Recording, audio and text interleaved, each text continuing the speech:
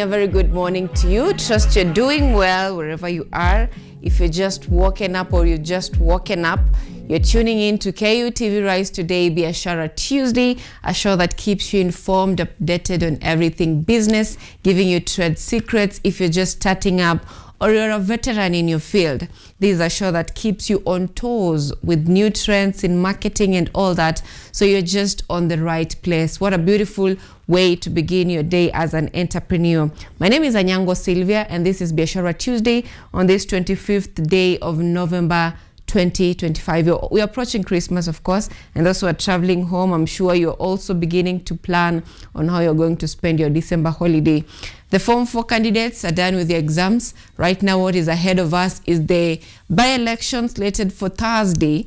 That is this week. We have 2 days to the by-election, and the campaigns officially concluded yesterday. So it's a time when we are relaxed. We're expecting little or less when it comes to mobilization and campaigns and insults on top of vehicles. We'll be keeping you updated later on the same on Newspaper Review. But this morning, because it is Biashara Tuesday, we expect to have a lot this morning in terms of what we are bringing for you. So on the 25th day of every year, on the 25th day of November 2025, it is the beginning of 16 days of activism against gender-based violence. And this year specifically, it's tech-driven gender-based violence.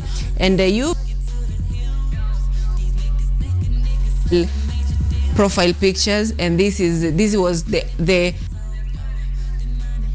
ends on the 10th of this. The theme of 2025 campaign is to unite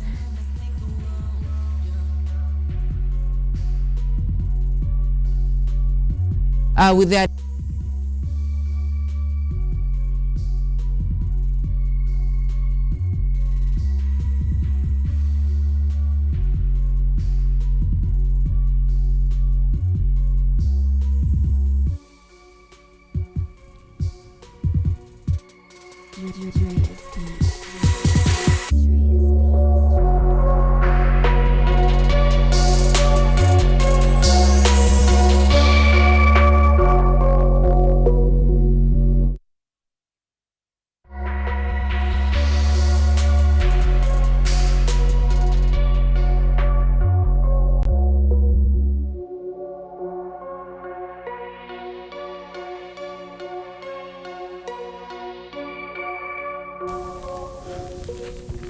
All right, so that is the update happening on this 25th day of November 2025, the 10th December.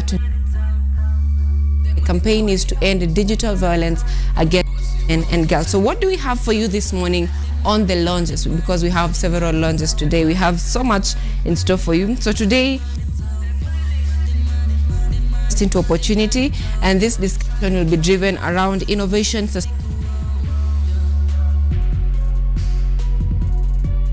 helping us understand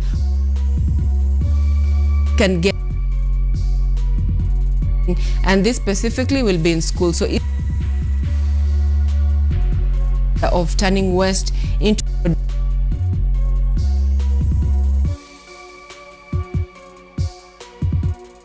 will be helping us understand how well can we do this, how well can we manage this and become better. This morning,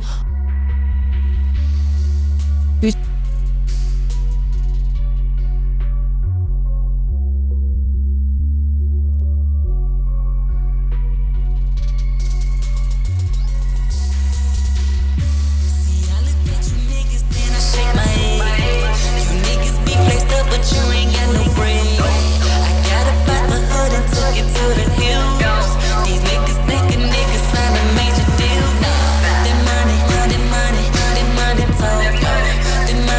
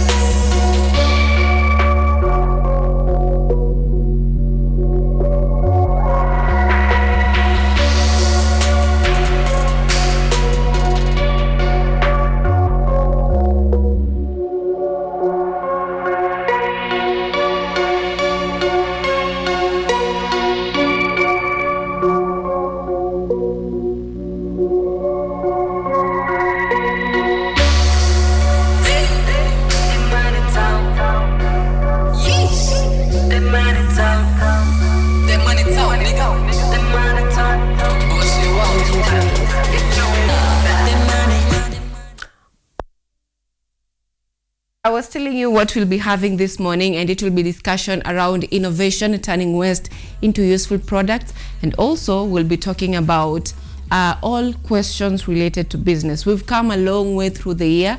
We've had so many discussions on business. So in terms of trends, innovation, and new upcoming marketing strategies in business, so we'll be joined by a well-informed expert in business, and he'll be helping us. He has held different positions in different organizations, different businesses, so he'll help us understand how well can we better ourselves, especially this is for the young people. This is specifically for the young entrepreneurs, or if you're not a young entrepreneur, you're just about to begin a business, you're in the employment, having your own business. So if you're just starting up or you want to start up a business, this is your day. Your questions, Kenya, you can send in your questions. So we'll be answering questions on how we can better our businesses with the upcoming trends, what was there before, what is here at the moment, and the future. So that is the discussion. Third laws, of course, we'll be talking matters politics, matters state of the nation, and this is on newspaper review. And like I mentioned earlier, that today or yesterday was the final day of campaigns leading to the by-elections. So most of our discussions will be revolving around the by-elections, what we expect. We've seen that the united opposition is bringing a hint that the elections may not be fair, and this is bringing doubt on the Independent Electoral and Boundaries Commission. So we'll be having discussions on what's next after the by-election. Will we go back to having campaigns as we used to have it during holidays, not holidays, during weekends, and having to discuss them during the week, or will we be silent and let these elected leaders work for the next 20 weeks, that is not 20 weeks, 20 months that is remaining to end the year, that is to the next general election, because after they elected in office on Thursday, we'll have them work for 20 months until the next general election. And of course, this is going to be serving as a precursor for the 2027 general election. The key areas that we've seen having intense politics is the Mbere North, we have Magarini, we have Kasipul, and of course we have Malava. These are literally litmus paper on popularity of the government and the opposition. So this will serve as a precursor. Of course, we'll also have a look at what is shaping the world of news before we get into that. But right now, I want us to just take a quick look at what is happening on the roads, and of course, the weather situation in different cities, the northern, eastern, western, southern, and the central parts of Kenya, and of course, what the Met has for us for the next 7 days.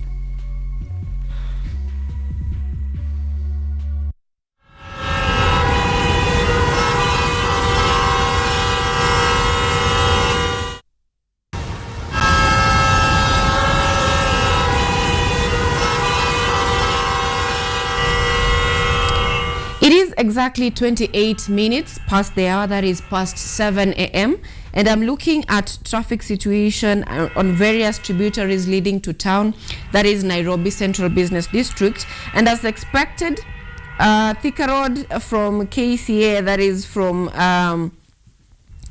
this is from Allsops, those people coming from Outer Ring Road. There is heavy traffic all the way to town, and this is also affecting those people coming from Kiambu Road.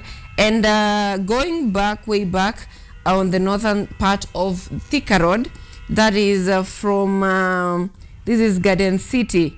There is slow movement, or the traffic is moving quite slow. So it's moving quite slow or slowly. When it gets to Allsops, it's now complete red, so you will be staying at that road for quite some time. Looking at other tributaries leading to town, of course we have to look at those people who are using the eastern bypass, those people coming through Utawala, Embakasi, and joining to Mombasa Road. There is also a slowdown on that road. Those people coming from Ngong Road, joining through Langata Road and around Nyayo Stadium, there is also slowdown on the road, and this is affecting those people who are using Mombasa Road. So if you're entering town through Mombasa Road from Nyayo Stadium all the way to town, you'll be staying on that road for quite some time. And of course, this is if you're entering town through railways around those areas, so you'll be staying on that road for quite some time. Other tributaries leading to town, I'm seeing little patches of red, and those people coming from Limuru Road, you'll also be staying on the road for quite some time. So those are major roads that I'm seeing having traffic. The rest of the roads are moving quite okay. Little patches of yellow, and more so patches or long stretches of green. So that is on the traffic situation in different areas or different tributaries leading to town. Taking a look at the weather in different parts of the country, let's first take a look at what Kenya Met is telling us.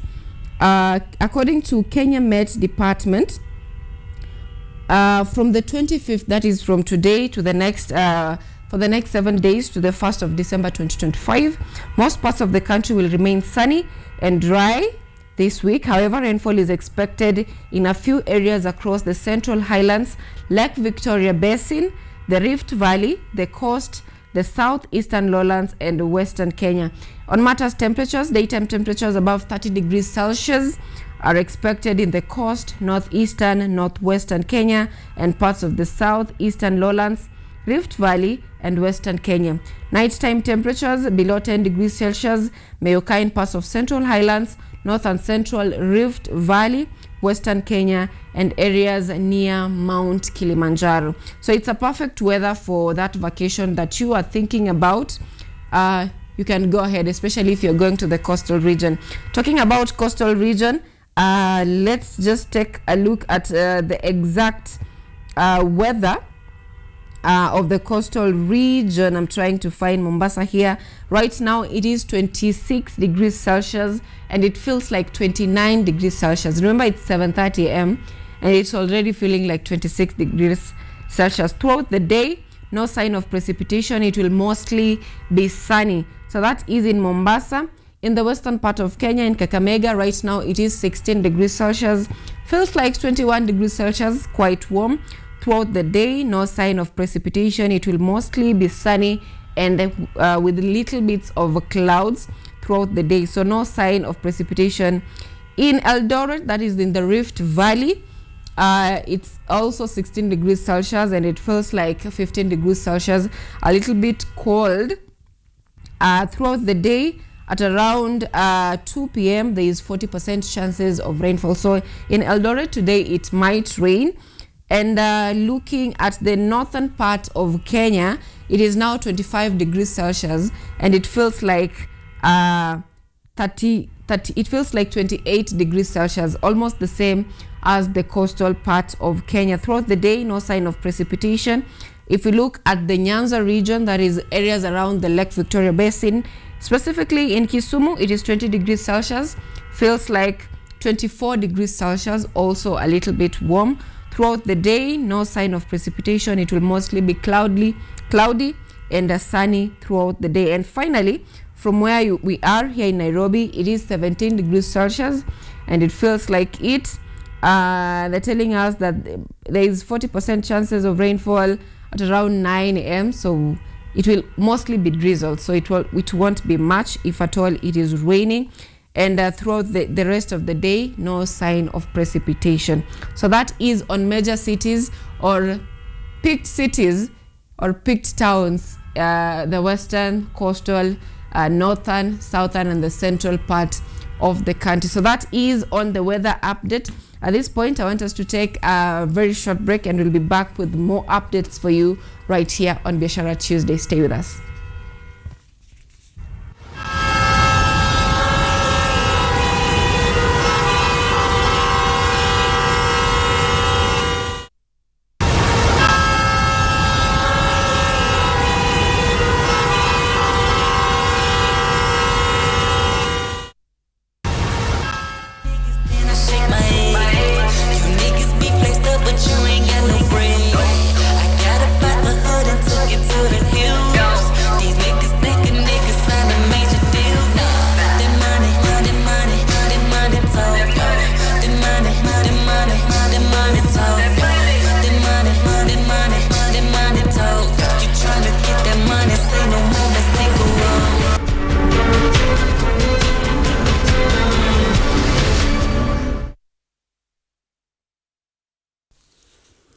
All right, now let's get you informed on what is shaping the world of news. And as the by-election campaigns in Mbeere North and other parts of the country officially came to a close yesterday, the Kenya Kwanza campaign team, led by Deputy President Professor Kithure Kindiki, called on residents to turn out in large numbers and elect a leader committed to advancing their interest. The day's events, however, were marked by Kindiki taking a swipe at his predecessor Rigathi Gachagua, accusing him of spreading propaganda during the final stretch of the campaign. With only 3 days left before the Mbeere North contest, the UDA campaign team, led by Deputy President Kithure Kindiki, pitched camp at Mbeere North today to drum up support and heap praise on the UDA candidate Leonard Wamuthende.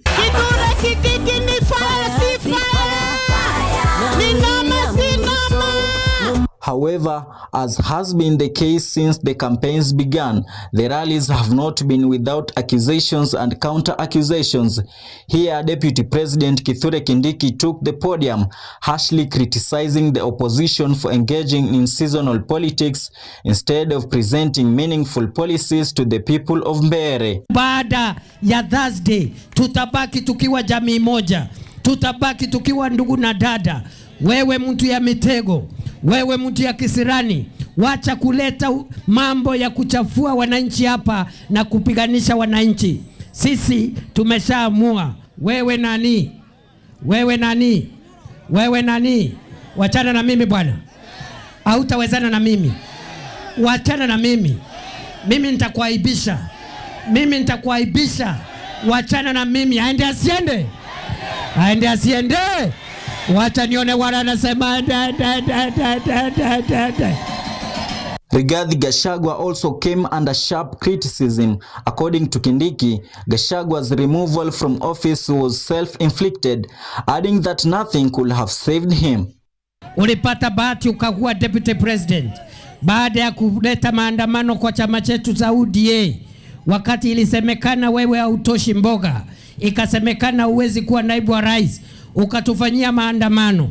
Na kwa sababu sisi ni watu ya amani, tukasema kwa sababu tunataka serikali tushinde, hatutaki kuvurugana, sisi tukakuachia kiti, ukakuwa deputy rais. Hiyo miaka miwili haujawahi kukanyanga Mbeere North ukiwa na kirauni.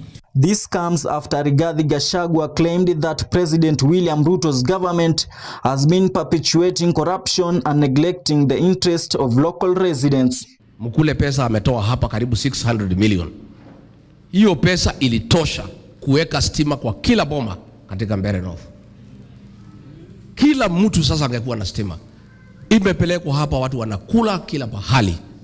Kupoteza pesa na ni pesa ya umma. Lakini mimi nikaambia wa Mbeere mkule hiyo pesa, kwa sababu mkikosa kukula, Ruto tayari ameiba hiyo pesa, atapeleka kwao. So acha tukule.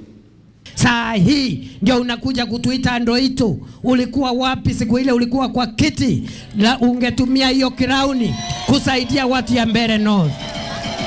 With the election scheduled for the 27th, political alliances across the country are eyeing victory in the various by-election contests. Rajab Juma, KUTV. Thank you, Rajab. Now, DCP party leader Rigathi Gachagua issued a strong condemnation of the police following incidents of brutality and violence during his campaign tour in Narok Town for DCP's Narok Town ward candidate Douglas Masikonde. Hundreds of police officers reportedly blocked the Narok Bomet Road at Al-Mashariani, barring the former deputy president from accessing the town through the route. In a fiery statement, Gachagua accused the police and government authorities of employing excessive force and using intimidation tactics that he described as undemocratic and a violation of citizens' political rights.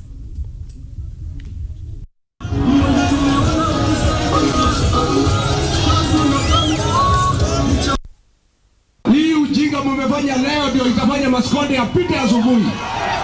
Si ndio? Si ndio? Atapita. Mimi nimeona hii siasa ya kasongo ya ujinga, ya fujo, ya kupiga watu mawe ni siasa ambayo imepitwa na wakati. Si ndio? Si ndio? Wangapi wanasema Masikonde. Si ndio? Si ndio? Sisi tutauziwa waka kweli? Hata mkitupa mawe, kura ya watu ya Narok mtafanyia nini? Si kura muko naye? Si mtapigia Masikonde? Bona wewe Ole Ntutu na Kasongo mnataka kulazimisha watu ya Narok ati wapigie mtu yenu kura? Kwani kura itapigwa na nguvu? Harambee! Masikonde anatosha atoshi? Aingie asiingie? Hii ujinga Kasongo muko naye ndio itafanya wewe kuwe one term. Si ndio? Harambee! Kasongo ni one term, si one term. Ole Ntutu ni one term, si one term. Masikonde asiingie? Still on matters by-election, 2 days before the by-elections in various parts of the country, voting materials have already arrived at the tallying center for the Magarini constituency in Kilifi County. The Independent Electoral and Boundaries Commission IEBC returning officer Joseph Mofondo has confirmed that all essential materials including ballot boxes and ballot papers are ready for Thursday's by-election.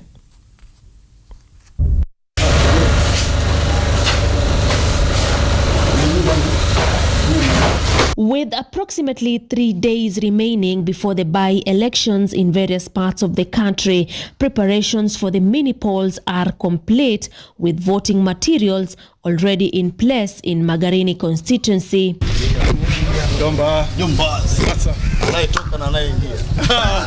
According to the Independent Electoral and Boundaries Commission IEBC returning officer Joseph Mofondo, all essential materials including ballot boxes, ballot papers and polling booths are ready for Thursday's by-elections. Kila kitu kile ambacho tunasema zinaitwa strategic materials zile za elections zote ziko.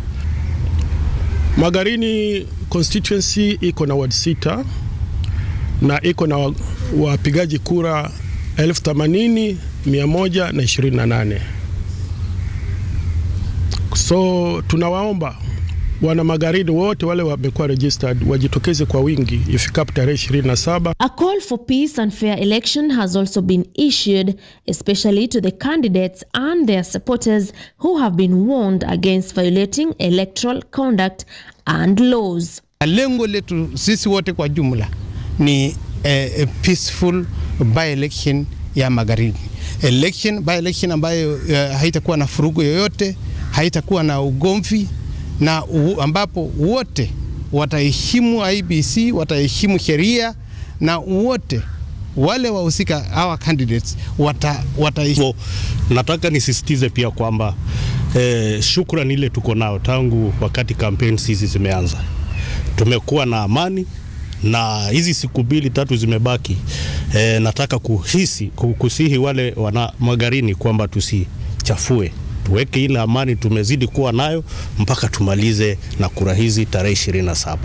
Elsewhere, Nyali Member of Parliament Mohamed Ali of UDA party joined the opposition team led by nominated Senator Shakila Mohammed to campaign for DCP candidate Stanley Kenga in Mambrui Village, Magarini Sub-County, saying voting for Kenga against the ODM candidate Harrison Kombe will be a boost to the youth and accountability in the country, adding that the Kenya Kwanza administration had failed Kenyans. Mkiambiwa ati tumpatie miaka miwili imebakia, tutaleta barabara, tutaleta hospitali, tutaleta maji, mbona hukuleta wakati alipokuwa ameanza kuwa mbunge hiyo miaka miwili? Halo, nitoboe nisitoboe, niseme nisiseme? Kilifi County Governor Gideon Mungaro, on his part, rubbished claims by former Deputy President Rigathi Gachagua that he was colluding with election officials to rig the Magarini by-elections. Uongozi wa DCP tumemzoea na Wakenya wamemzoea. Kwa hiyo nataka kumwambia Wakenya wote tumemzoea.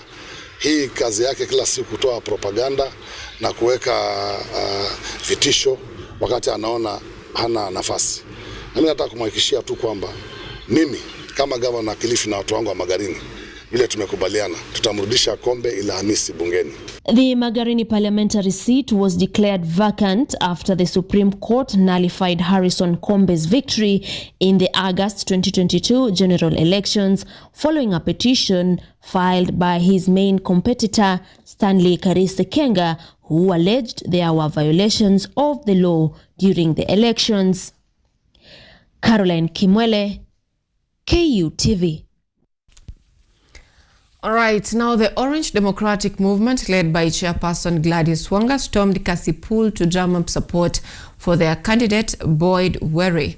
Yesterday marked the final day of campaigns, with several leaders turning out to rally behind him ahead of the highly competitive election set for November 27th.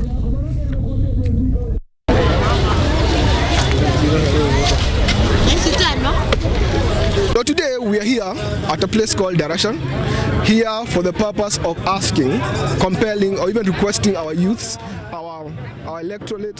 Say this: place in electoral contest. It is extremely unfortunate that in this by-election lives have been lost, and we send our condolences to those whose lives have been lost. Extremely unfortunate that property has been damaged, and we send our sympathy, but we insist that the organ that is supposed to ensure justice, that is supposed to ensure fairness, is not the ODM party, is not the ODM candidate. It is a national security system. They are the ones who are failing the people of Kasipul. We do not accept to carry the burden of violence in Kasipul, as regrettable as it is. And we pray that Boyd Were will be that leader who will bring together everybody, who will ensure that there is justice, who will ensure that there is cohesion, who will ensure that there is progressive politics, and who will ensure ni Kasipul dimbele kosok dimbele. Now, young people in Juja have organized an energetic mobilization tour urging residents to register as voters ahead of the upcoming general election. Led by Dr. Joseph Gichui and youth mobilizer Vosta Aila, the team encouraged locals to move beyond passive observation and take an active role in shaping decisions that affect their future. The group raised concern over the low turnout since the registration exercise began a month ago, warning that poor participation could weaken Juja's representation and influence in national decision-making. They emphasized that a registered and empowered electorate is critical to driving Juja's development agenda and vowed to continue grassroots mobilization until the numbers improve.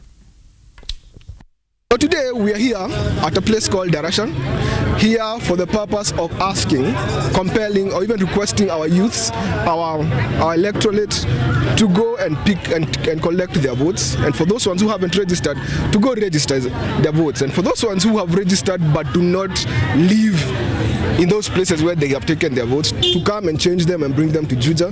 Yes, we do ask the IEBC. We have been in connection with them, actually asked them to facilitate and bring those services closer to the people. Tunataka kuvote watu wenye wanatupromote kikazi, watu wazuri, watu wenye wanasikiza wananchi kenye wanataka. Ni kama mtu akiambiwa kitu yenye anataka kufanya, afanye na roho yake safi na apende wananchi. Biashara, atutengeneze barabara zetu. Yetu ni mdomo, lakini kura tutapiga. I want to tell you guys, kura tutapiga. We will participate in the coming elections. So hiyo kasumba yenye najaribu kuambia watu atio jenzi watapiga kura, I'm here to confirm. Kura tutapiga na we are ready kupiga kura.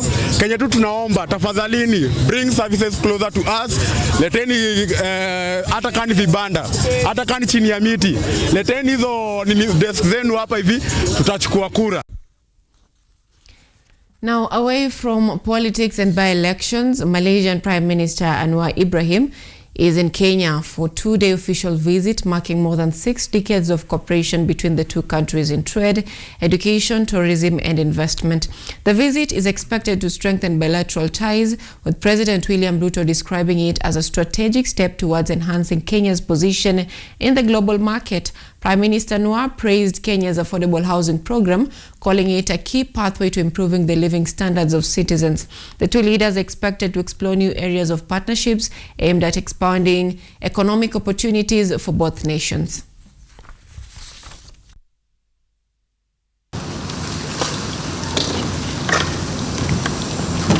This visit comes at a defining moment for Kenya as we advance a new national roadmap inspired by the experience of Malaysia and other Asian tigers, nations that rose through discipline, strategy, and a commitment to excellence.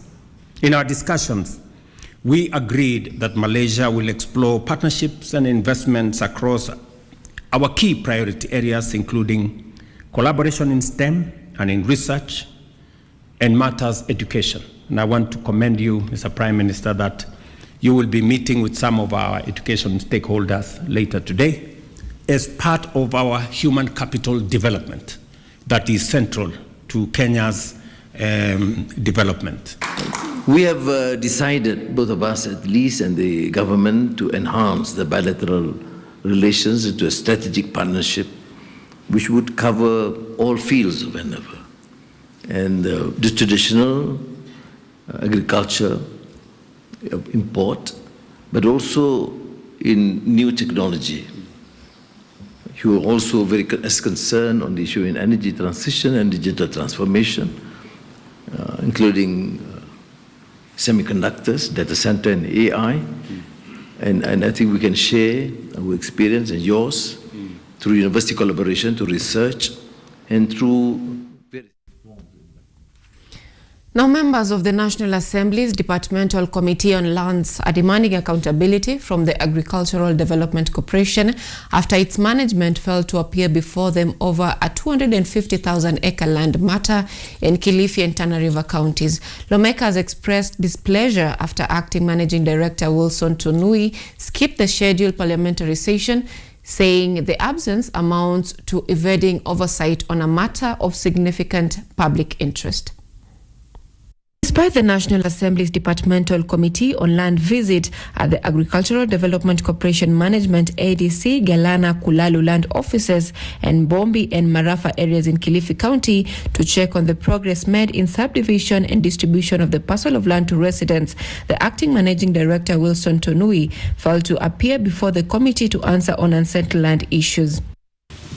It's also disappointing that the acting MD here, the acting manager, and I don't know what is going on, and the former manager, the acting MD, not able to get a seat. That shows a lot that is happening in this ADC, and we'll dig more when the time comes and when your MD shows up for this meeting. A communication was done on 17th November. That means the MD had a lot of time to appear before us. He had a lot of time to communicate whether he could not come or not. It's very unfair to the parliament of this country. ADC has given the National Irrigation Authority, NIA, a portion of its more than 1.8 million acres in Tana River and Kilifi counties for the Galana Kulalu Food Security Project, which began in 2013, something that, according to the committee representative, is unlawful. 12th Parliament, I was a member of Parliament here, and the chair then, Honorable Dr. Rachel, was the chair of the Lands Committee by that time, 12th Parliament. The former manager here, that time, who is seated here, he's the one who took the elders and the surveyors to do a demarcation of that land. Today they are disowning because they have seen that the people of Tana River, even Kilifi, they have no value. The NLC also came for the same work. The ministry came for the same work. The security team came for the same work. But today one individual has wasted all of this. Residents of Bombi reported that ADC security guards were harassing them, confiscating their animals and charging them for their land. In 2015, while investigating the Bombi issue, General Service Unit GSU officers stationed at the large farm attacked journalist Nehemiah Okwemba and Ruben Ogachi, causing them to flee with significant injuries. This was only one instance of the Bombi issue turning violent. My prayer is, Chair, that if it's agreeable, we adjourn this meeting and we should surcharge someone for this money that has been spent. Because the meeting, if it is within your wisdom to adjourn the meeting, somebody should be surcharged for the money spent by Parliament and money spent by ADC and even the security team, so that there can be a good lesson to everyone. The MD be surcharged for missing, for not communicating, for showing disrespect for this committee. Members of Parliament also had petitions from Chakama residents who want the entire process to be cancelled and restarted in protest of the biased adjudication and tilting procedures, in which the original residents only received 25% of the title deeds created. Anyango Sylvia, KUTV. Now, child rights advocates in Laikipia County are raising alarm over surge in teen pregnancies and cases of female genital mutilation during the holiday season. The campaigners warn that the rising incidents threaten to derail girls' education, with many at risk of dropping out of school. They're now urging authorities and community leaders to act swiftly to curb the vice and protect vulnerable girls across the affected areas. According to recent data from the Anti-Female Genital Mutilation, the prevalence of female cats is 80% compared to national number that shows a decline to 15% from 21% in 2014. Two grade 9 girls in Laikipia North Sub-County recently fled their families and sought safety at a rescue center in Doldol town after learning that they would be subjected to the cat.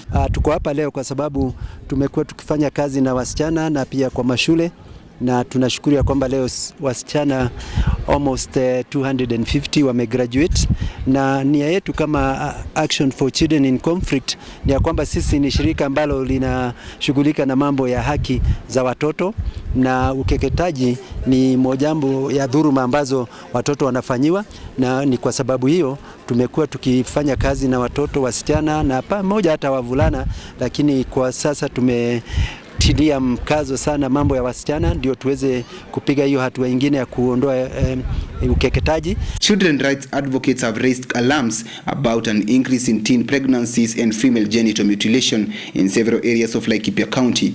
Laikipia County Deputy Commissioner David Bowen has now instructed chiefs to make sure that no traditional ceremonies occur at night and that parents make sure their daughters return home safely by 6 p.m. as means of protecting the girls. Na kwa hivyo tunasema ya kwamba tunashukuru ya kwamba watu wa community wamechukua hii mambo kwa njia ya uzito, wameanza kusema no to FGM, and kwa hivyo sisi kama shirika tunasema ya kwamba tuko chini ya serikali, tuko chini ya board, vile tunaelekezwa na board, tunaangalia strategy ya board na serikali na vile serikali inaamua. Pia tunaangalia anti-FGM act na tunataka ku-act within that act to ensure that there is justice for all children, especially the girl child. According to anti-FGM CEO Bernadette Loluju, In an effort to end female circumcision by 2030, they are now recruiting elders from pastoral communities to spearhead campaigns and encourage young people to marry uncircumcised girls. Nataka kushukuru sana our partners ambao wameweza kuorganize alternative rite of passage ya wasichana for the last 4 days. Lakini kenye tunasema sasa ni kwamba tunataka kumove kwa ile tunaita My Dear Daughter campaign to end FGM. Kwa sababu wamama ndio wako katikati ya mambo ya ukeketaji. Na sasa wazee na wao wanatusaidia kwa upande yao. Ni tukikuja mahali kama hapa Laikipia North, statistics iko juu sana. Tunaweza jiambia statistics iko more than 80% wasichana wanakeketwa. Na shida ingine kubwa ambayo tuko nayo ni wasichana kutoka shule kwa sababu ya mimba ya mapema. Na tumeongelelea hii maneno na tumesema kila mzazi achunge mtoto. In light of concerns that the vice may increase the likelihood that girls may drop out of schools, the activists are now calling authorities to take measures to curb the vice. Edward Nyamo, KUTV. Thank you, Nyamu. Now, permanent secretaries from various ministries have come out strongly to defend the Kenya Kwanza administration's development record, assuring residents of Shatuka in Kilgoris Central, Narok County, that the government is delivering on its promises. More than 10 senior government officials highlighted progress across key sectors, expressing confidence in the administration's achievements. Basic Education PS Julius Bitok stated that the country has made significant strides in education through the rollout of the competency-based curriculum, strengthening of higher education learning institution, and increased recruitment of teachers nationwide. Treasury PS Chris Kipto added that the cost of living has eased since President William Ruto assumed office, noting ongoing efforts to stabilize the economy. Education in Kenya is strong. Mambo ya CBC wala CBE imeshika laini. Mambo ya universities imeshika laini. Mambo ya TVETs imeshika laini. The state of education in Kenya is strong. Investment ambayo serikali inaweka ni mingi. Kuandika walimu 1,100. Kujenga madarasa 23,000. Kufanya mambo mingi kuhakikisha kwamba watoto wetu wanafanya nini? Wanasoma. Uchumi wetu umeimarika na wakati rais alichukua usukani tulikuwa na changamoto mingi sana. Bei ya gharama ya maisha ilikuwa imeenda juu kama mnakumbuka. Hata lita moja ya petroli ilikuwa zaidi ya 220 na kitu. Leo imeteremka mpaka 100 na karibu 80 na kitu. Hata kilo moja ya sukari ilikuwa 220. Leo iko karibu 180 na kitu.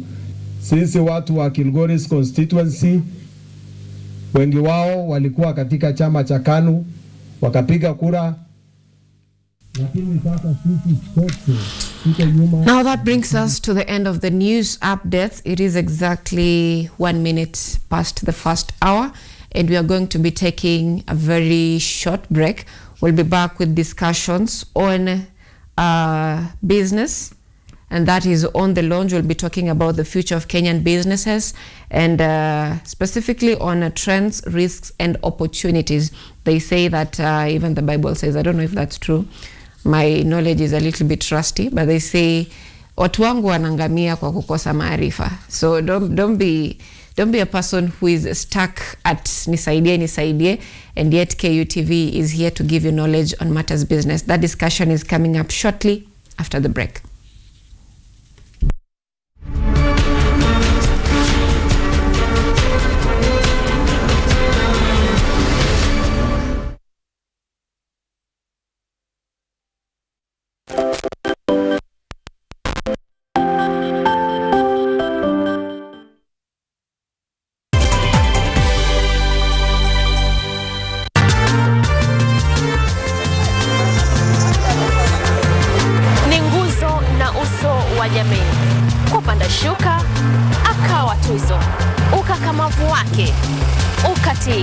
na kumfanya mwenye bidii kwa machozi na makeke, akabaini jinsi ya kuweni. Huyu ni mwanamke ngangari kwa jinsi alivyo ng'ari ng'ari. Mimi ni mwanamke mwake. Usikose kutazama kipindi cha Mwanamke Mwake nami Caroline Kimwele.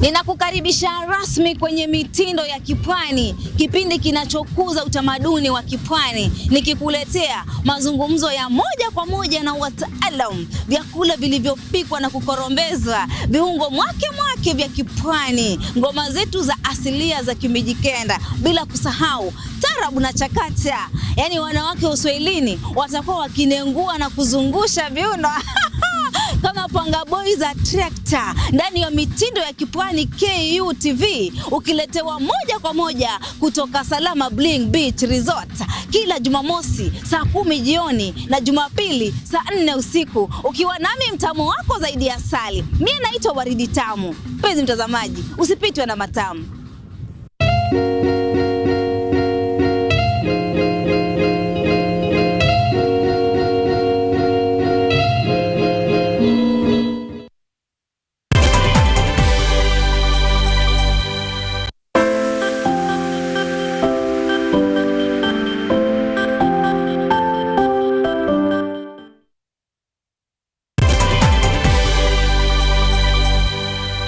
Policies continue to attract commentary, with speakers offering varied assessment on the government's handling of key financial and development priorities. That is not a dealer. A leader is a person who is visionary, not a missionary, not a person with a mission to destroy the lives, but a vision to transform lives for the better. In his address at the Star Brands Awards, Embakasi East Member of Parliament Babu Wino emphasized the need to prioritize the nation's economic stability and challenged several aspects of the government's current policy direction. If you look at how we are doing as a nation, we are still doing very, very badly. Construction, we import construction materials, we import cement. If we want to grow as a nation, then there must be manufacturing in our nation.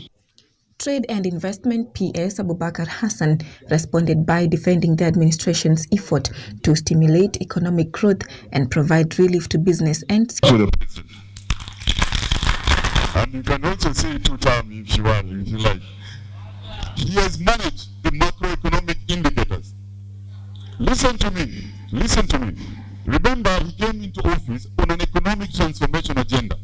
The first issue is the economy needs to be transformed. And we transform the economy at the macro level and at the micro level. Business leaders have the award, many from private sector organizations that, according to KNBS, contribute the majority of Kenya's tax revenue. Listen to contrasting perspectives on the national economic strategy. We import around 80% of almost everything that we consume, foodstuff, including chicken, including eggs. We get eggs even from Uganda. That tells you that we are not ready to grow as a nation. You want to tell me that there are no cocks that can really deliver to give us eggs in Kenya? Kenya Seed Company and its board chair Wangui Ngirishi were among the award recipients. 12-year-old Karen Wanjiru, CEO of environmental organization Karen Fort, was celebrated as the youngest honoree for her effort in addressing climate change. To thank Starbrands East Africa for recognizing the effort of Kenya Seed Company in seed production, which they've been doing for the last almost 70 years now. But I would like to say that Kenya Seed is still going to work hard. They're still going to continue trying to give the best that they can, certified and quality seed, so that we can have more production in Kenya. The annual awards focus on promoting business growth in Kenya and across Africa, strengthening business networks and providing a platform to recognize individuals and enterprises that uplift business.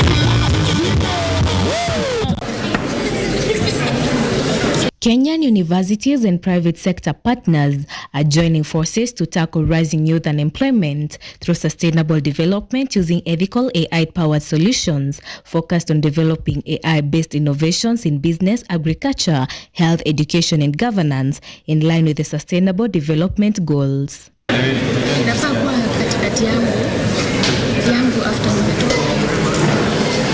Professor Anthony Waititu, a lecturer at JKUAT, emphasized that such platforms bridge the gap between academic and industry by enabling students to apply theoretical knowledge to real societal challenges.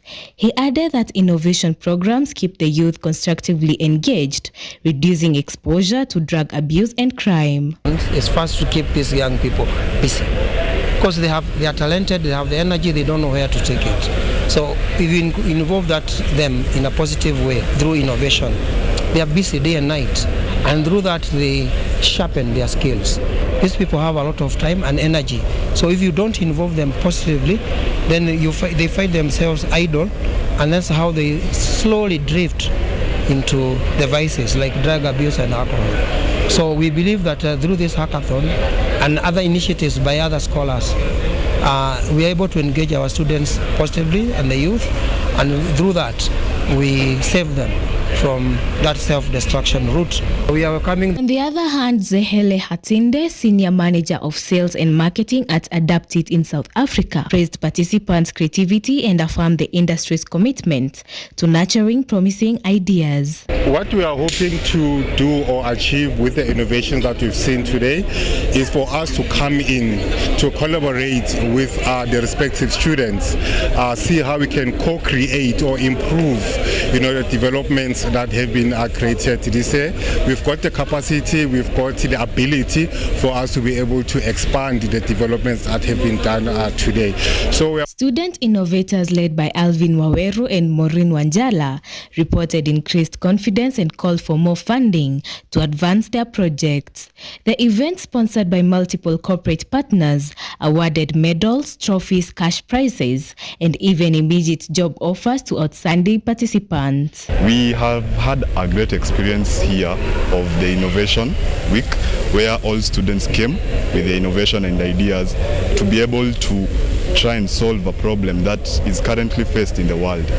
So the students have been able to interact with industry experts, gaining insights, which has enabled us to actually soften and polish our skills and ideas so that we can generate more ideas and also move our ideas to the next level. When we get support from the government, the private sectors, like the funders who has supported this hackathon to go through, to support us through Wazi AI, I'm sure that we will bring up more knowledge to the citizen. The hackathon reaffirmed the power of collaboration, inspiring young innovators and strengthening efforts to harness AI for Kenya's sustainable development.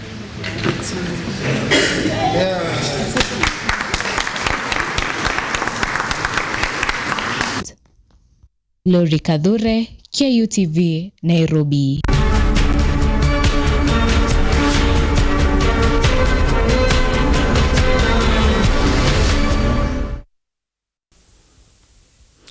All right, welcome back to talk money and business. So joining me this morning for a discussion that I've been talking about since 7 a.m. in the morning is CPA Geoffrey Obel, and of course Brighton will also be joining us this morning to give us what exactly is happening kwa ground. Kwa ground watu wanasemaje? You cannot have a discussion top layer and you don't know what is happening hapa chini. So we are going to be to talk about the future of Kenyan businesses, and I mentioned earlier that this specifically is for those starting up businesses or they're planning to start businesses. This is the platform for you. Before we get into the nitty-gritty of everything in between the discussion, allow me to have the guests introduce themselves, and I begin from my immediate right. CPA Karibu. Thank you, Sylvia. I think you made an error. I'm not Geoffrey Obel. I'm Geoffrey Kamau Karanja. Now, I am an accountant, and currently I'm working as a finance manager in one of the retail, and I've started finance, and I'm also on management level. Yeah. Karibu sana. Thank you. Brighton? My name is Andrew Brighton. I'm a third year pursuing finance. I'm also doing my CPAs. I'm privileged to be here. Karibuni sana. Thank you so much for making time for us this morning. Let us begin from UCPM. In your journey, you've been through various, let me say, industries or various departments throughout your career, from the time you're in school to your first job to right now you're at the management level. Take us through your journey, and of course, what inspired you to be moving from one place to another throughout your journey. Thank you, Sylvia. Just a brief of my journey. My journey started in the year 27th February 2008. By then I had finished my CPA in 2007 December, and we had the post-election violence around that year. So I started at Kinangop Daily, where I was employed as account assistant. And I used to love accounting from when I was Form 1. I used to love numbers. I love mathematics.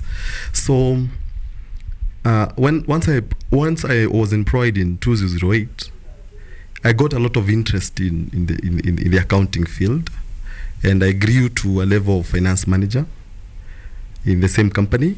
And I've also worked with Textbook Center, which is a retail, and I'm currently working for Krisha Supermarket. One of the things that I love is I love what I do. So for me, it's not something that I found myself doing. It's something I did out of love and passion. And that has really given me a boost, and I always feel okay when I'm working. You know, it doesn't make sense for you to sit down for 8 hours doing something you don't love. It's very boring. So for me, that's what gave me the motivation. Now, throughout this journey of yours from 2007, after you're done with your CPA, post-election violence, throughout this period, what do you think is lacking in young people at the moment? Those probably who are just completing campus and joining the workforce, what do you think is missing in them? Sylvia, I'll say that the challenge with the young people is a rush. They're in a rush, I don't know to go where. They want to get rich, they want to grow, and they're not determined to pay the price. So you realize that you want to get, you see me driving and you want to drive. It has taken me all over 15 years to buy my car. You want to buy it in 1 year. So I think time and patience and everything takes time, correct? So our young people, they are obsessed with success, but success takes time. You know, I used to tell some people that if today at the age of 20 you're given, say, 5 million, it will kill you. That's a lot of money. But as you grow, you learn to manage and you become more responsible, and also you learn how to handle. So I think the problem with the young people is they're in a rush to get rich, they're in a rush for success, they're in a rush for growth, but they're not ready to pay the price. Yeah. All right. Brighton, are you in a rush? No, definitely not. Yeah. Because at your age right now, do you have a business, or are you planning to have a business, or what are you doing with your life apart from going to class? All right, so I'm an affiliate marketer. I'm also a dropshipper. I do business across, like I do shoes, I do phones, I do affiliate marketing for iPhones, and that's paying me off apart from my studies. Yeah. All right, that's interesting. There is a saying with the young generation that wahenga watashanga, mtaka yote amepata yote. There's these memes that go around of wahenga wakishanga and all that. So is it a wrong thing to be a dreamer, or what exactly is it that the young people are lacking? Because you've said young people right now, they have a problem of wanting to rush things, but then how do you know that the difference, or where's the line between being ambitious and being overambitious? Where do you draw the line? Because if you decide to settle, you'll be at peace, and probably you may not be working as hard as you should. And also there's the issue of you've mentioned that you cannot work for 8 hours in a job that you don't like. I've seen that with many young people where they go to work, and after some time they feel like, okay, this is a toxic work environment, I need to be shifting. So where is the line between knowing I'm wasting time and I need to be patient?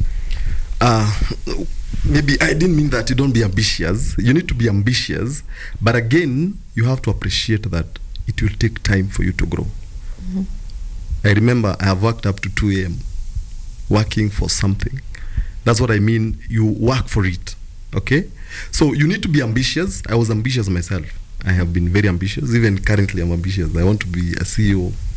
I'm looking forward for that. But I know it will not happen tomorrow. Correct? I know I need to put more effort. That's why I'm back to school. I'm actually at KU. I'm a student at KU doing my master's. I'm also looking at other courses which will enhance my ability to perform. So I'm also in a growth stage. So what I mean is that people need to be very ambitious, very focused. But again, when you're determined, you need to give it time. It's like a tree. You can't plant a tree today and tomorrow you harvest. No, you need like 3, 4, 5 years. The same to us. It takes time to learn, to appreciate what you do, to also acquire experience, and you also learn. Because you see, the problem is you assume you know. If you assume you know, then you don't need to learn, and you get it wrong. So that's what I mean. It is a matter of time, patience, and hard work. Correct?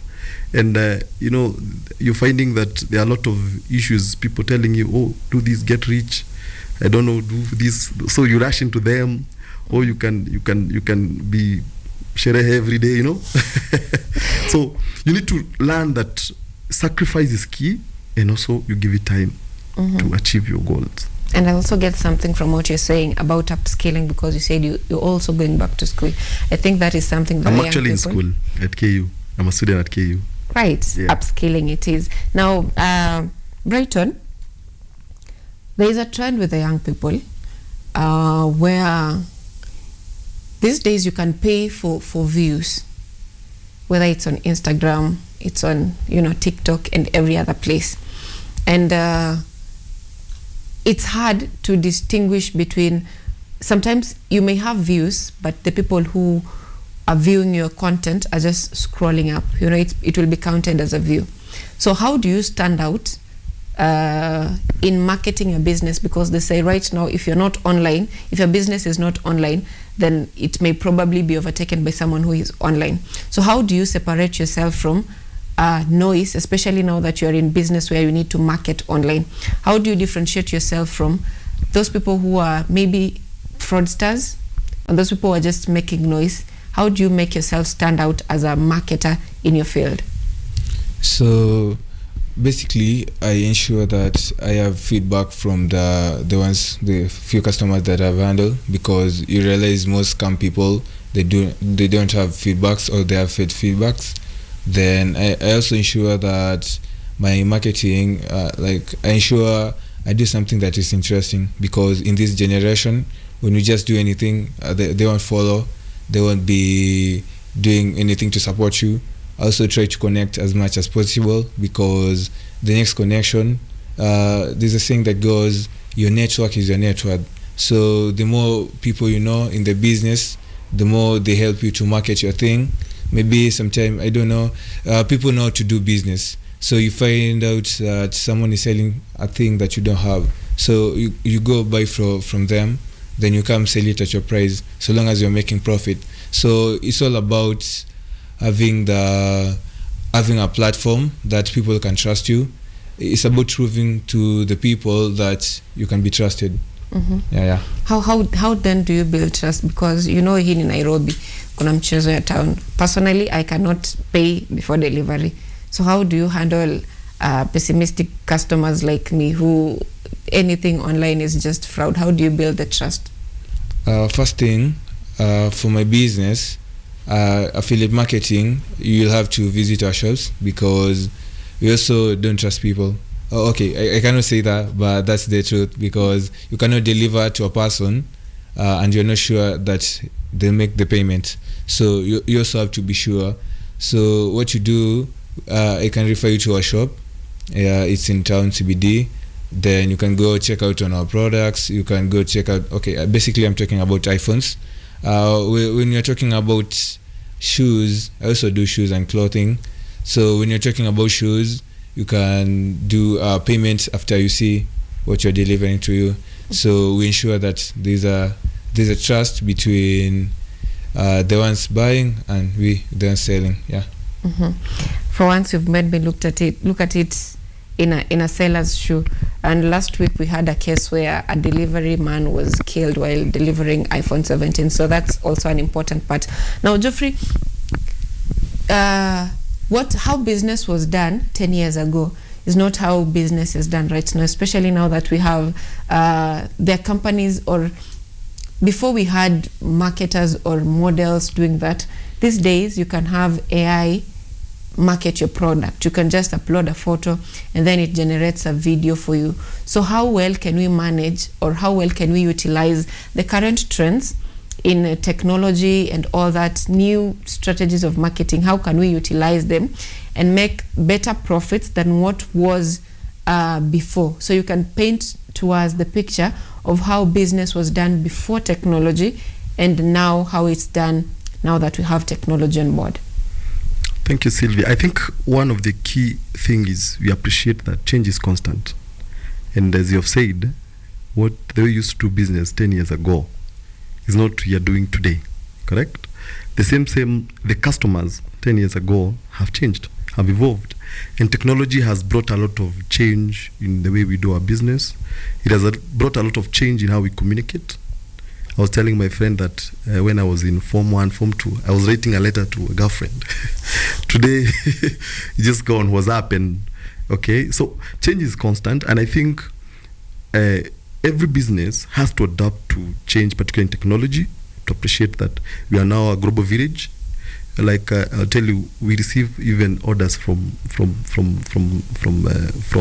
US to deliver products in Kenya, correct? So every organization or every business, particularly like for him, he need to adopt technology and AI, because AI will help you analyze the market, analyze the data, give you the trend, and now you act, correct? So I think it's critical in any business currently, you uptake the technology, and also you appreciate that it has also its own challenges. It comes with its own challenges, and the challenge is this is accessible to everyone. So you must play it smarter than the other. So I think it's all about adapting technology and playing it smart. Yeah. Now let's talk about funding and financial strategies. Is this narrative that goes around that if you're taking a loan, you're basically living as a slave, and they say that rich people borrow money for things that make them more money, but let me not say poor people, average person will borrow money to fund their buying something that is not bringing them money. So as a new business person, you don't have an idea if the business you're venturing in is going to make you profit. It's an experiment you're doing. So how do you then, are there other safer ways that you can fund your business apart from getting loans as a young person or as a business starting up? Now, Sylvia, there is a notion that we need to get it clear. The issue of financing, getting a loan, is a necessary evil, in the sense that for you to grow your business, like you're going to the next level, where do you get the money? Do you get it from your father? You need to take a loan. The challenge with our strategy, our financing strategy, is that we don't look at the cost. We don't do proper analysis. We don't understand. Like if today I come and tell you, Sylvia, you can buy a matatu, it will be bringing 8,000. You just take it to be the gospel truth, and then you take a loan of 5 million. You commit all your salary. You end up now becoming more poor.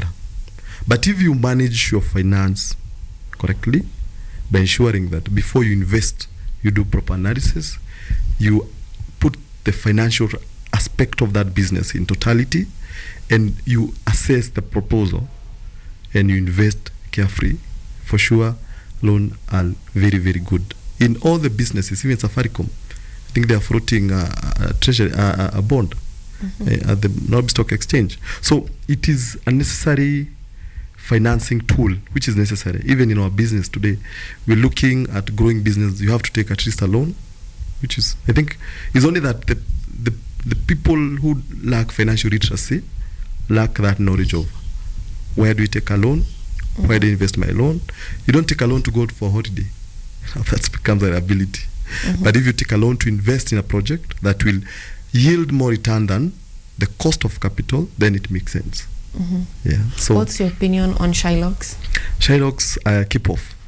Because when you look at Shylock, they'll tell you, say, 5% interest per month. If you multiply 5 times 12, that is 60%. That means, and that is the lowest. You even get 8%, is it 10% per month? So if you get 10% times 12, that is 120%. So which business can you invest and get a return of 120%? Unless you are a thief. So it's unless it's an emergency and also the small quantity, but you need to avoid such expensive loans. But if you take a bank loan, which is going for around, say, 15-16%, and your return is around 20%, then you have your margin. Yeah. So I think it's a matter of planning, knowing what to do, and ensuring that you don't take unnecessary loans and too expensive loans. All right. Yeah. Now, Brighton, when you were beginning your business, how easy or hard was it in terms of accessing funds to start the business? So when I was starting my business, I had zero cash. I had zero money to start my business. I just started it because of an idea. I had a friend, he was doing this marketing. So he was doing marketing for clothes, the shirts. Then I saw like it's a business opportunity, it's a great idea. So maybe I could start the same. So I had this guy, I had a friend from around, so he had a shop in town, and I saw an opportunity. I asked him if I can do affiliate marketing for him, then he agreed to that. So I had friends who needed phones, then I told them I have this friend who does sell phones in town, so if you want a new phone, you can check him out.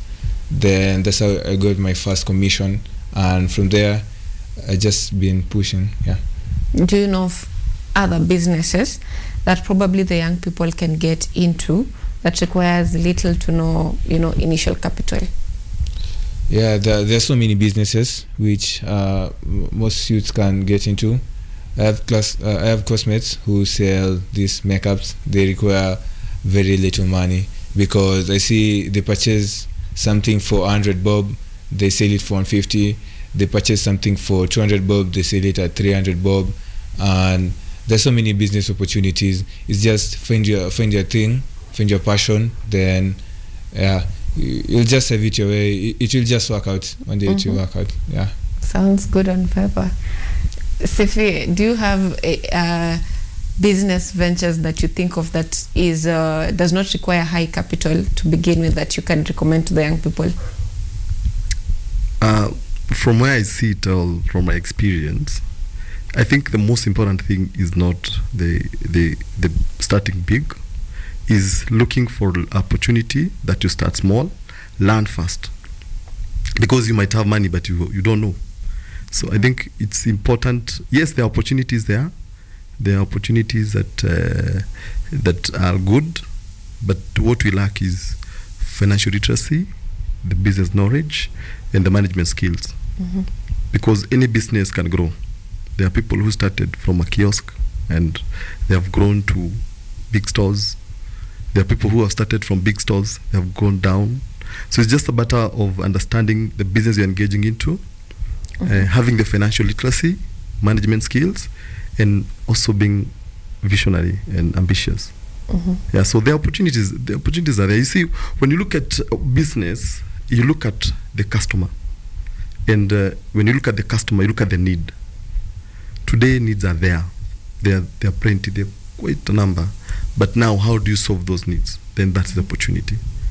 Correct? If, like someone who came up with the internet, he looked at the need. Maybe some of us never thought that is an opportunity. Correct? When you talk of digital marketing, there's opportunity. So it's just a matter of analyzing the market, looking at the need of people, because every business should solve a need. So when you look at that need, then you find a solution to it, and then there's opportunity.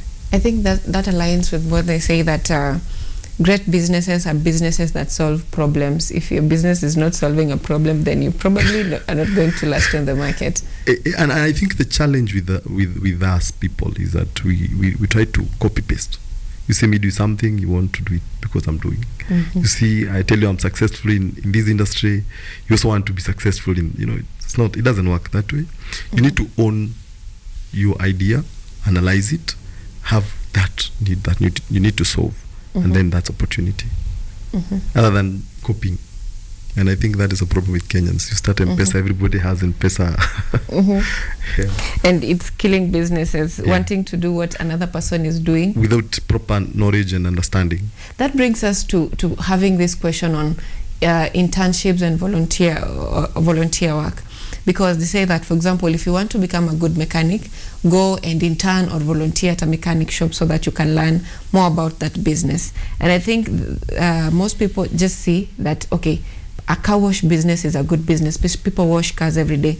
But then you don't know what really happens on that business. So talk to us about the relevance or the importance of internships, volunteer work and collaborations that are necessary for expansion of a business or expansion of knowledge. I think, Sylvia, what we need to look into, maybe from where I see it, is that for you to do any business, you need to do a proper analysis and understanding. If today you want to know about being a teacher, you need to volunteer yourself and be the best. You need to give time to grow, okay? And what I said when I started this interview, I said that everything has a cost. If you look at the best mechanic, they'll tell you that they have worked with other senior mechanics, learned, taken time, understood, and they were not being paid. So volunteering is key, particularly if you don't have, say you don't have an opportunity, you can volunteer yourself to go improve your skills, because you see, we human beings acquire skills through practice, correct? Not just reading books, but when you give yourself an opportunity to practically work on something, you understand it better, and it gives you a better opportunity of succeeding in it. Correct? So it's important that instead of just, if you don't have an opportunity or you're not working, you volunteer yourself, go learn, acquire skills. And the beauty about skills is only there that can steal you the skills. You will forever have the skills. So it's important we have that in mind, that we need skills at all cost, and that gives us an edge over the others. I love that. Now, Brighton, as we bring this to an end, I would like for you to give an advice to your peers or the people who are above you who are probably want to begin a business, based on your biggest failure or your biggest challenge, how you overcame it, and what they can learn from that. So, something about business, my peers who are out here watching this show, I like to advise you to be consistent with whatever you're doing, because there are challenges to businesses, and my biggest challenge is shortchanging. Find you have a customer, you have a person who you're supposed to do business with, but they're shortchanging you at a very moment that you're expecting that money, but you never give up. Then you can venture into anything that you like. It will be a business opportunity. I have a friend who's like loves environment, the environmental initiatives, tree planting. So this guy started a business for collecting garbage and doing pads. It's called Ekobana. It's called Lennox Omondi. And from there, collecting garbage and doing all that.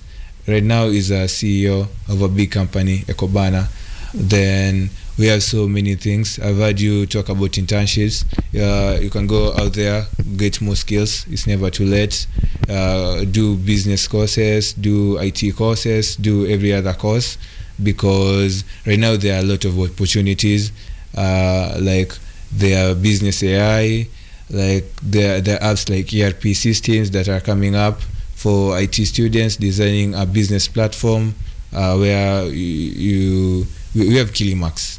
We also have Odoo and so many other platforms that in whatever in whatever market, in whatever field that you're doing, in whatever course, if you find an opportunity, that becomes a business. And once you start a business, never give up. Like, just be consistent with it. It will all work out.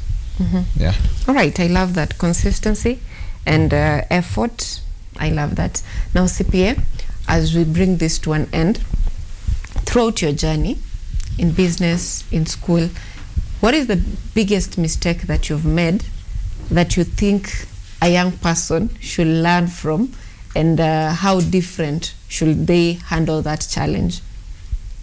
I think that's a little bit personal, but it's okay. So I think one of the biggest mistake I did was to take a loan without proper plan, a big loan. Then I was thinking about making what to do with the money after I take the loan. And your guess is good as mine. No, you end up having a burden which you're paying and you don't have anything. Okay. And I think for me it was learning a process. I learned I don't take loan just for the sake of it. And also as I grow, bills they're getting more. So I think that was one of the biggest brand I made. And maybe brand number 2, I was not serious when I was doing my Form 4. When I was in high school, I didn't give it my best. So up to date, I felt that I underperformed, which I corrected it by. Yeah, but I paid the price for it. Okay, so I think those are the major brands I've done. That up to date, I feel. Actually, I love that you took a loan. And then after having the money is when you start thinking, okay, so what can I do with this money? And when money is on your hands or in your pocket, it will always have something to do with it. I also have had a problem with that, having money, and then that's when you hear a cousin tells you, I'm sick, and then another person calls you, this and this has happened, but when you don't have it at hand, no one calls you. So when you have money, make sure it's doing something. I love that. Thank you so much, gentlemen, for making time for us this morning. I hope to have you again here on the show on other topics related to business, economics, and all that. And I love that you have done it in the simplest way possible. Hamjatumia big terms zenye mnasoma huko classes, and that is very good and okay for our viewers. I hope to see you again some other time. Now that has been On the Launch with two able gentlemen in the finance industry. Coming up next is a discussion on turning waste into useful products. And these are school waste that are turned into useful products, a school like pencils and all that. So that discussion is coming up shortly after the break.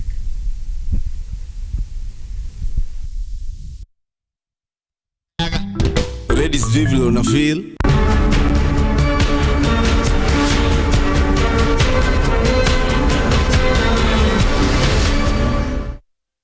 In an effort to slow down the development of corruption in the country, the Ethics and Anti-Corruption Commission is focusing on prospective employees in the institution of higher learning. Main objective is to empower the youth to actively engage, advance transparency, and unite against the corruption.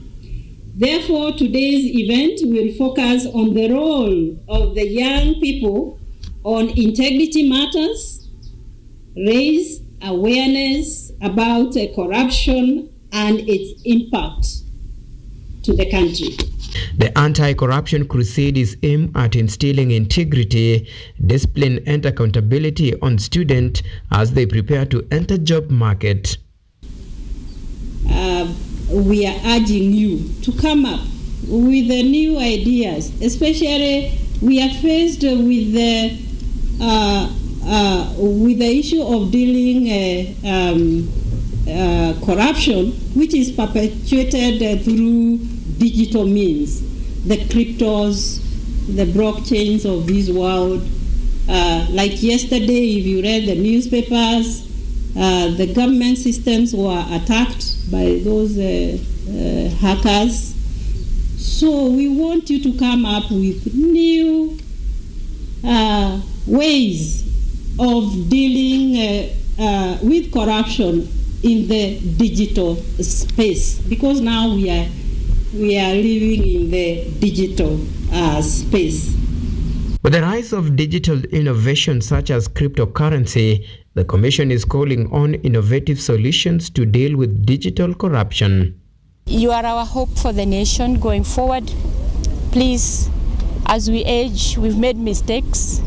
Please don't do those mistakes. Embrace this initiative where we are calling on you to unite to have a corruption-free nation going forward. Fair go is our mantra. Be fair in what you do, in what you think, in what you say, and that way corruption will not come near you. Other than enforcing the law by arresting and prosecuting the corrupt, the Commission is also investing in corruption preventing mechanism to ensure corruption-free society. Auma Evans for KUTV, Nairobi.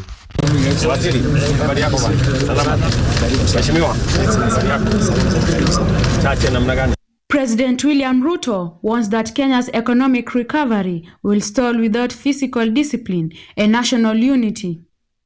Speaking in Kisii, he accused some leaders for fueling tension and exploiting the cost of living crisis for politics, saying such actions undermine efforts to stabilize the country. Gandamiza watu wa ministry has kept growing and conducting meetings of salvation. President William Ruto highlighted that he agreed with them that he will work together with the people in the nation. He also addressed that the people should not allow politics to separate citizens. Na mimi nilikubaliana na nyinyi ya kwamba tutashirikiana. Na nataka nisimame mbele yenu niwaambie watu wa Kisii, kwa vyovyote, juu chini, kulia na kushoto, mimi nitatembea na nyinyi.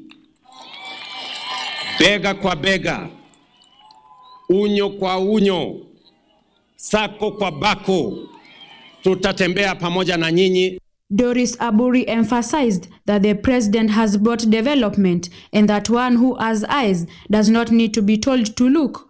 She added that Ruto tutam. Ukweli wa mambo ni hivi, watu wetu wa nyumbani, president wetu anatupatia chakula ama hamjapokea development, tuseme ukweli. Sasa mnasema muache development, mtafute serikali nyingine. Hiyo serikali iko wapi? Na kuna serikali hapa mnaona. Kwa hivyo watu wetu wa Kisii, mtu asiwaambie muone na muko na macho mnaona. Mnasema namna gani? President Ruto tutam. Asante. President William Ruto mentioned that Kenya's biggest challenge is leaders with limited vision who oppose every government effort. He warned that constant obstruction slows national progress and creates unnecessary tension, urging politicians to focus on solutions rather than criticism. Shida ya Kenya ni ile Biblia inasema kwa Proverbs 29 verses 18. Where there is no vision, people perish. Maono madogo. Nikisema ya kwamba tutajenga barabara dual carriageway kutoka Nairobi, wale watu wa maono ndogo, the people of average thinking, small thinking, wanasema haiwezekani. Cabinet Secretary Julia stated that skeptics who doubt the president's promises will be proven wrong, insisting that government commitments are on course and will be fulfilled, aiming to silence critics and reassure citizens of progress and delivery. And for those who think that those promises are not going to be fulfilled, including the airstrip at Suneka, the stadium here, the housing from the prisons, we are going to shame you. We are going to shame you because it is going to happen, and a construction is not something that will keep in the pocket. You will see it. And the university that we are undertaking next year, in September, will admit the first cohort of the students. President William Ruto urged Kenyans to prioritize physical discipline and unity, warning that political tension and misinformation stall economic recovery. He vowed to work with citizens, while CS Julius assured skeptics that government promises are on track and will be delivered. Linda Nzilu, KUTV.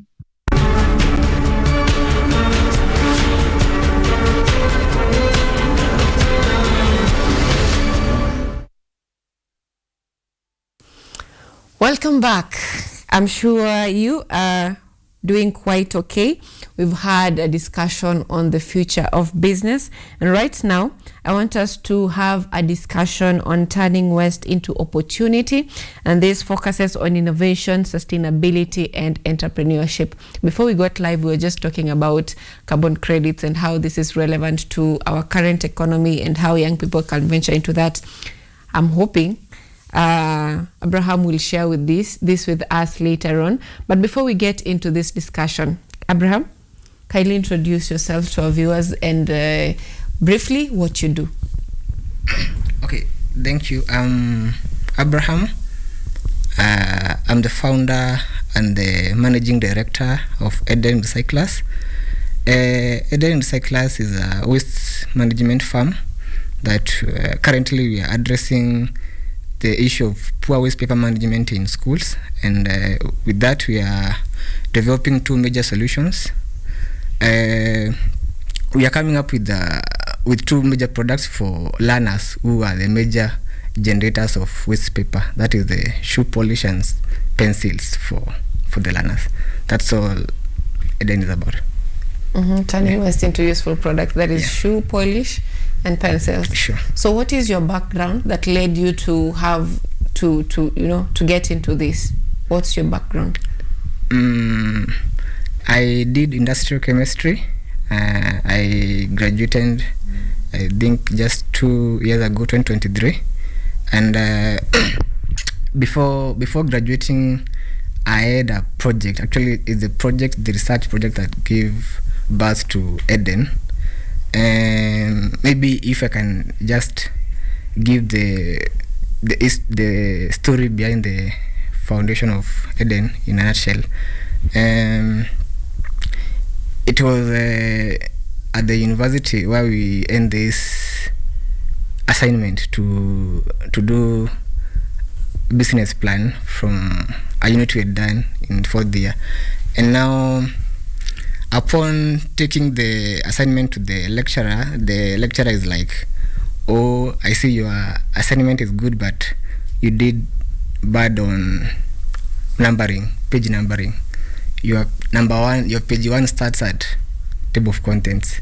That's not the way it should be." So it sends me back with my assignment, and then I realize it's not only me who faced the problem. We were, more than half in the class that had the assignments rejected, and we had a bunch of papers within a minute that had been rendered into waste. And now from that, it bothered me, and from my knowledge, from what I had been taught, I was able to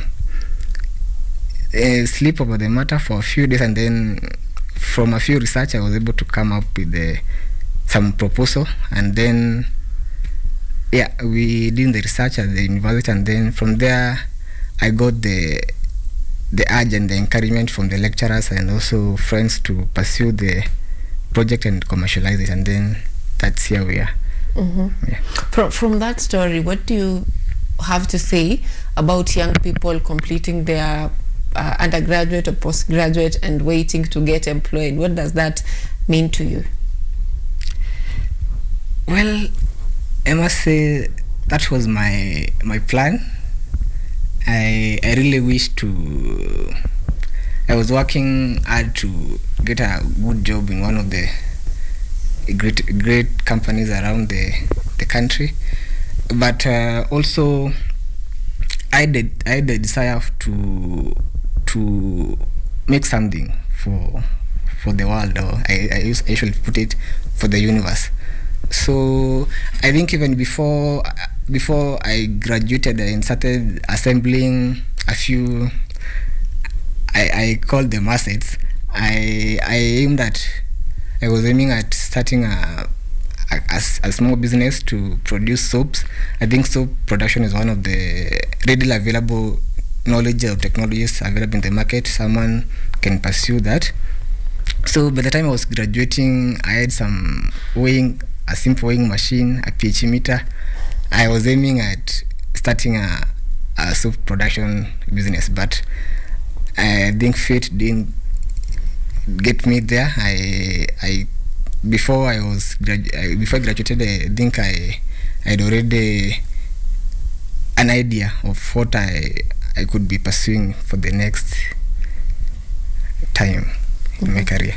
All right, so how do you get to collect this waste? Do you go school by school collecting them? How do they get to you? Well, it's a collaboration or partnership with the schools. So what we usually do, we partner with environmental clubs in these schools, mostly high schools. So we have the students collect the papers for us, and then we get the papers from the students, and then in return we give them the polish to sell as a initiative for the club to raise funds for their own use. And from that, students are able to get the shoe polish is our flagship product, and they're able to get it at an affordable price and so readily in the school that they don't have to organize for logistics or to buy it elsewhere when they're generating paper that can give them some shoe polish. How then do you plan to compete in business with companies like Kiwi and Big, who have been in the industry for more than 70 years? I think that will be possible through Kaizen or continuous improvement, or simply put R&D to maybe majorly offer a quality product that maybe stands out in the market. For example, you find our shoe polish is eco-friendly. It's made from pigments from eco-friendly products. I mean the paper, and also it's a safe product. Comparing it with the current product that we have in the market, the polish is safe. By safe I mean it's not flammable. Most schools that we have seen maybe students burning their dormitories or schools, they mostly use the polish. It's flammable. If you've ever smelt it, it smells as if it's made of majorly petroleum product, and so it's highly flammable. So our product is safe for the learners, it's affordable, and also it's something that's eco-friendly for their health. All right, now you've mentioned eco-friendly. What products exactly are we talking about? Because the papers that make books, naturally they are degradable. Yeah, sure. They're biodegradable. Sure. So how does this come to this point where you see this as eco-friendly, or what part of this process, having this waste, is it destroying the environment or polluting the environment? So first, the papers were not well managed, as it is the case right now. They are burnt in the open air and they generate the CO2s and other toxic gases. So we instead take the papers and then convert them into pigments through controlled combustion, and then it's the pigments that we use for the products. The pigments by themselves are toxic free. I mean they're eco-friendly. They are made from trees. The papers are from trees, and then there's the papers that make the pigments. Then from that, after the pigments, we use for example for the polish, we use waxes. These waxes are also natural. They are natural waxes. Maybe to mention one, we use beeswax. Beeswax is a byproduct of honey production. It's a natural product. It's an eco-friendly product, and so we try to ensure that in the production of our products, they are eco-friendly, and everything that comes into contact or everything that is added into the product is entirely eco-friendly and 100% sustainable and eco-friendly. Now, are you having plans of upscaling, and if so, how do you intend to do this? Because having just clubs and societies will not be able. For example, if we are planning I'm saying we are, if you're planning to extend this business beyond Kenya, so how do you intend to upscale this, and what are the biggest challenge that probably may prevent this from happening? I think the issue of upscaling I think is the greatest issue that we are facing right now, and I think it's an issue of capital. I mean, right now we are left with limited channels that we can pursue to scale our operations, but while it might look difficult, we are trying to partner with other players in the sector to make sure that our impact is felt in more, I mean, to magnify our impact. Maybe partnering with other NGOs within the sector, or mostly the NGOs and schools, and also a government organization like KUTV. We are also working with KUTV to, even though we can't afford to have our own production facility, KUTV is helping us scale and be able to produce more, as we figure out how the next chapter of scaling looks like. I have heard stories of young entrepreneurs or startups that are majorly venturing into production and manufacturing industry. They talk of these huge procedures, or so many papers that you need, so many offices that you need to pay for licensing and all that.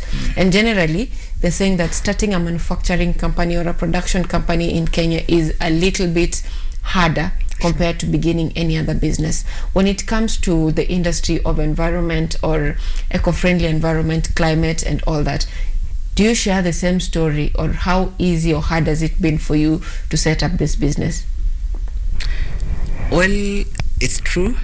Setting up a startup in the manufacturing sector is tricky, but I can say fortunately, but not that big. Now being in the overlap between the manufacturing and also in the climate, working the climate action, you are exposed to small maybe grants that come, maybe appears once in a while, maybe from for example, our case, we have been privileged to be among the awardees of the Presidential Innovation Award, and I think we won the award maybe not because we were into manufacturing, but because we were into climate action. And I think for us it's an advantage for us to utilize, trying to leverage between manufacturing and also climate action. But I can really say that it's tough. It's tough and difficult, but for example, issues with we realize in manufacturing you need to make profit, you need to economies of scale to buy things in bulk and all that. And for a startup, a youth-led startup, it's a bit tough for us to, procure those materials in bulk. Others needs MOQ extremely higher, and others needs others are not locally available. You need to procure materials from, say, China, other countries in Africa. And for a startup, really, it's really almost a nightmare, but we are trying to maneuver. So how do you stay in business? Because I understand that with this you need a lot of departments. You need the marketing department, finance department, you need all these things, and as a single person you may not be able to have all this knowledge, because just a simple entity like KRA with companies, they are really on the necks of companies, because there are returns and all that, on the records if they match, all these things. How do you keep in business, considering it's a startup? You may not be able to pay all these professionals to help you understand all these things. I think First, maybe to be honest, for startups we need to leverage on friends and family. For example, when starting, sometimes you are forced to start as a big team. Not that maybe the big team is necessary for that time, but maybe just because you can't afford to pay someone to do you some graphics work and stuff, so you are forced to up them as a team member or a co-founder, maybe to walk along the journey together. Maybe if my expertise is on, say, chemistry, I am forced to look for friends, and maybe if I need some help in say legal matters, I leverage on friends who are within the sector, and maybe that it's the friends who can afford to take the little money that startups are willing to pay, because I may not be able to pay a lawyer the money that they require from their clients, but maybe from a friend, maybe they might understand, and they might be loyal enough to stick around until things start paying off well. All right. That's brilliant. Now, how do you measure the success of this initiative in community and schools? What does success feel like? I think success to me, it might look like failure, but it's success. I think one of our partner the other day, we were reaching out to them, and they were like, we don't have enough papers for you guys. We can't. I mean, it was a partnership, and we needed at least 10 kgs of waste paper from the school, and the school was like, we are not able to raise that amount. Can we postpone the project, or maybe can we do something else with the project? And I'm like, okay, to me that's a success to us, finding out that there are no waste papers in schools. Maybe schools are not able to raise enough papers. That means maybe they are running their operations sustainably, and to us as a waste management firm, it's our pleasure to find out that there are no waste out there to recycle. For us, that's success. Then how sustainable is the business? Because if the goal is to have no waste, that means you're out of business. Well, not entirely. One thing for sure, in physics has it that matter cannot be created nor destroyed. One thing we should know for sure is that we are always importing more than we are exporting. There is always matter. That's how I look at it. There's always matter getting into our nation more than matter is getting out. And that means with time, we might have to be more creative on how we come up with these solutions to accommodate all the matter that we are importing. We're importing cars. Those are plastics. I mean, they are full of like a single car is made of so many plastics inside and metals. After the lifespan, we'll be left with a car that we can't export or do anything about it. So, given the fact, to a waste management firm, it's there still be opportunities within the sector for business to do business. Yeah, I think that's what I can say. All right, I love the spirit. Now, where do you see Eden in the next 5-10 years?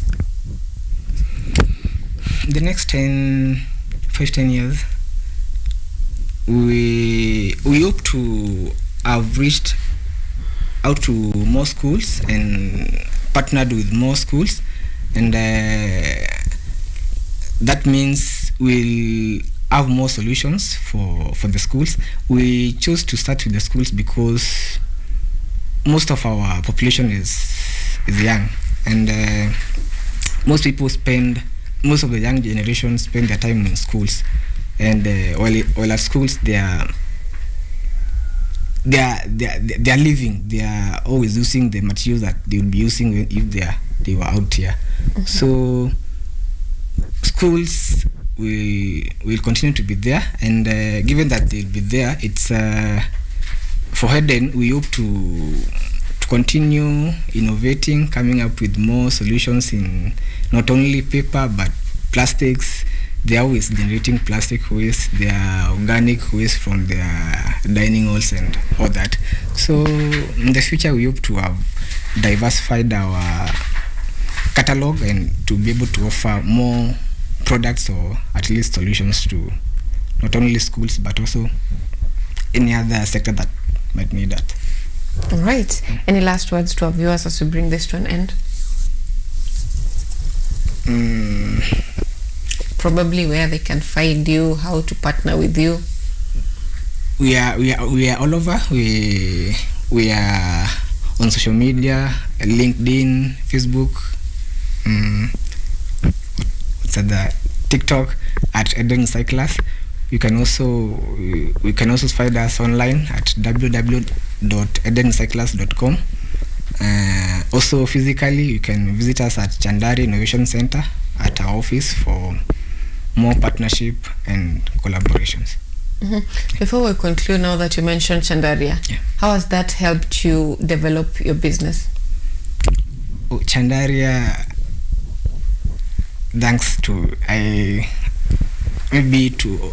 can't really have words to explain that, but I've been here for less than 3 months or 4 months now, but I feel like it's years. I mean, the impact is real. We have been into exhibitions, we have been to trade shows, we have been into trainings with experts, and I think where I was 3-4 months ago, I think I'm miles ahead right now. And thanks to the institution and the Chandaria Innovation Center for the support. So the narrative that Chandaria steals people's business ideas does not apply to you? I've never heard of such a story.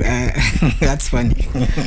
Right. I've not heard of such yet, and I've never sensed an aspect of theft since I reported to the center. All right. Thank you so much for making time for us. That is Abraham from Eden Recyclers, and this has been a conversation on. This is specifically touching on those people who want to venture into the manufacturing industry. You now know how important it is to have partners and to have mentors in your journey of the same, and just identifying the right niche for yourself. Coming up next is a discussion on newspapers review, and that is specifically on the state of our nation. That is coming up shortly after the break.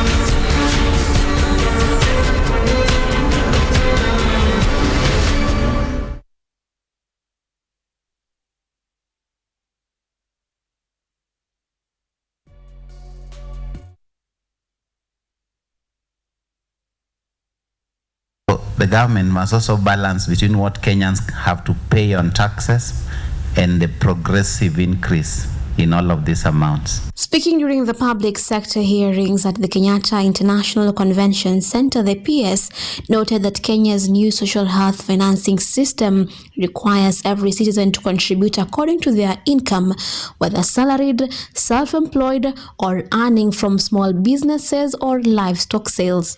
Then there is something called social health insurance fund. Hiyo unatoa kwa mfuko yako. Hiyo mfuko either is your salary if you are employed, ama kama uko na biashara, tunaenda huko, tunaangalia hiyo biashara yako iko na pesa gani. Kuna watu wako na ng'ombe, mbuzi, wanauza once in 3 months hapo, wamepata 200,000, they sell cassava. We want you to contribute to your health care. Sindio? State Department for Public Health PS Mary Muthoni reaffirmed government support for community health promoters, saying budget allocations include stipend payments and the replacement of medical kits and smartphones. We know we need to replace the kits. We know we need to replace the smartphones. We know we need consistent payment of their stipends both by the national government and the county government. That is why we are here, and it is called planning. The training of CHPs is a continuous process. There was encouraging news from Medical Supplies Agency's KEMSA CEO Dr. Wako Dulacha announcing that the agency's order fill rates had improved from 38% to 70% within a year, with projections of hitting 98% by early 2026. 1 year ago, I found it at 38% order fill rate. Today, we are at 70%. So we are priming KEMSA to go back to the 98% order fill rate that we know, and we are on track. So now we are at 70, but we have said, because our systems are already primed, we've come a long way, from 38 to 70. Now going to 90 is not very hard. We have promised the country by the end of this year, we should be able to hit 90.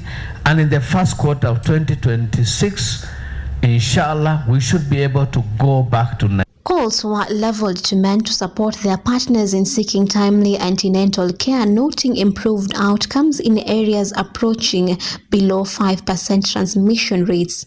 How many of you take some money, even if you are border, and give your wife even 100 shillings to go to the facility, because it is important? And we are seeing very good progress in certain areas of this country. The hearings brought together the Ministry of Health, National Treasury, civil society groups, and disability organizations, all pushing for transparency, accountability, and a people-centered health budget.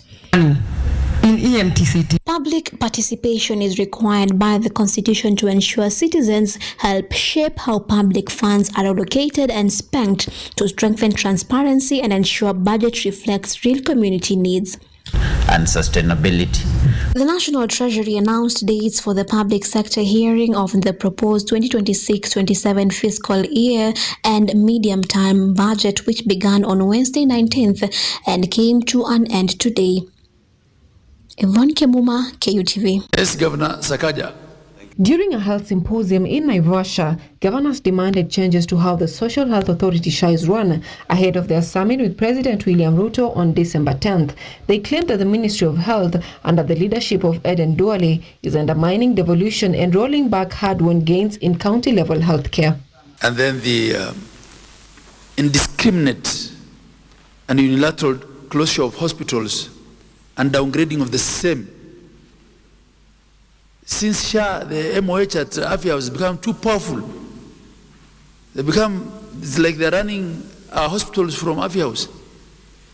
Downgrading, regrading. There's even no consultation. How do you downgrade my hospitals without talking to me? The leaders cited key decisions that have affected service delivery, particularly SHA reimbursements, now standing at 32 billion Kenyan shillings, which they say has crippled county operations.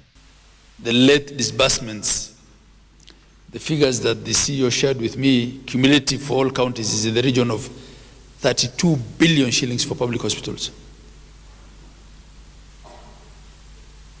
And you see, it's very demotivating for our staff when they have actually provided the service and the claims they have logged in have been rejected over very flimsy reasons.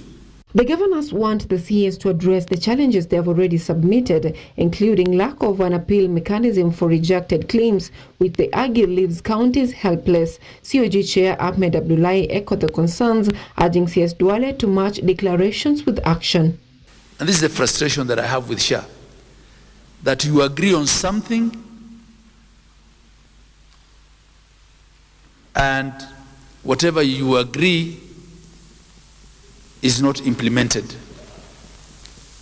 Months down the road, you are where you are, discussing the same thing again.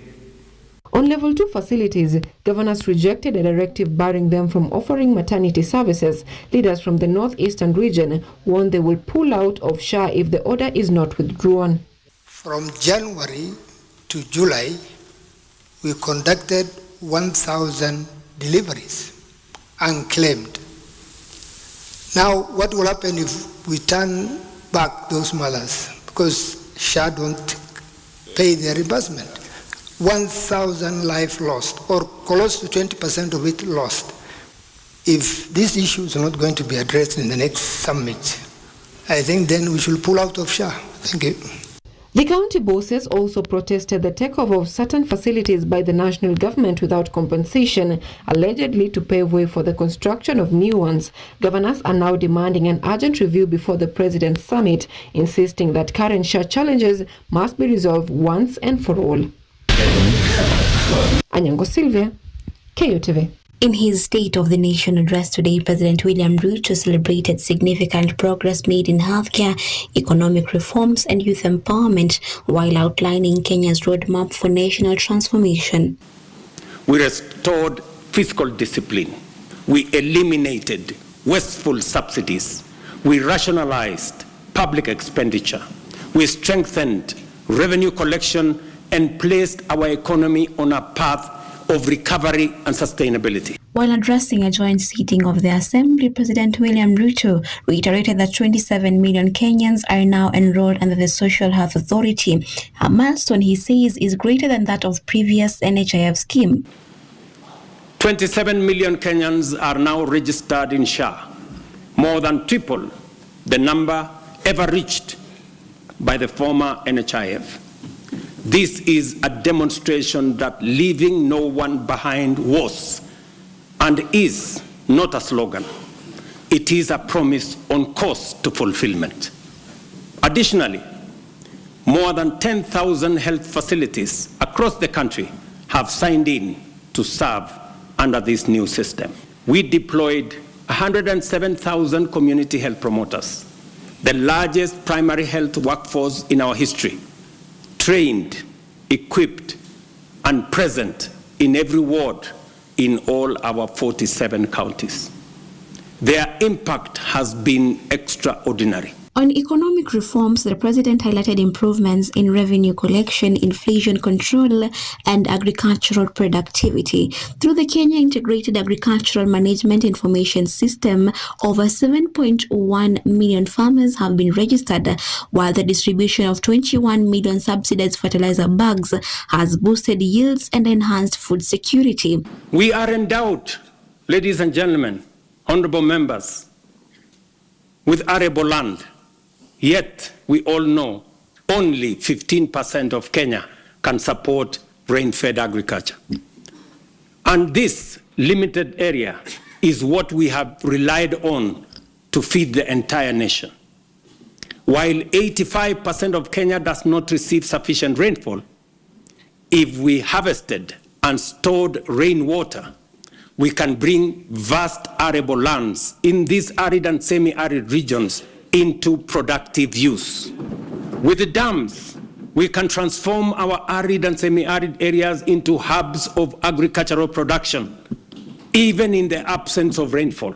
Ruto also touched on youth empowerment, citing the Hustler Fund, which now reaches more than 7 million Kenyans, and the Nyota program designed to equip young people with the practical skills, industry exposure, and entrepreneurship opportunities.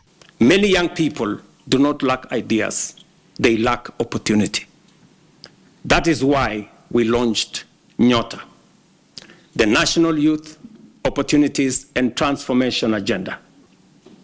When the program is fully implemented, it will have placed 90,000 young people into work or enterprise, certified 20,000 into different skill areas, capitalized 110,000 businesses, and matched savings for 190,000 savers, while building capacity of 600,000 more to undertake government procurement under the ACBO program.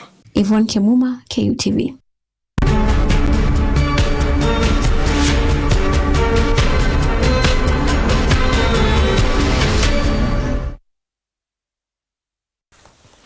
All right, welcome back, and we are seated ready for the discussion of the state of our nation.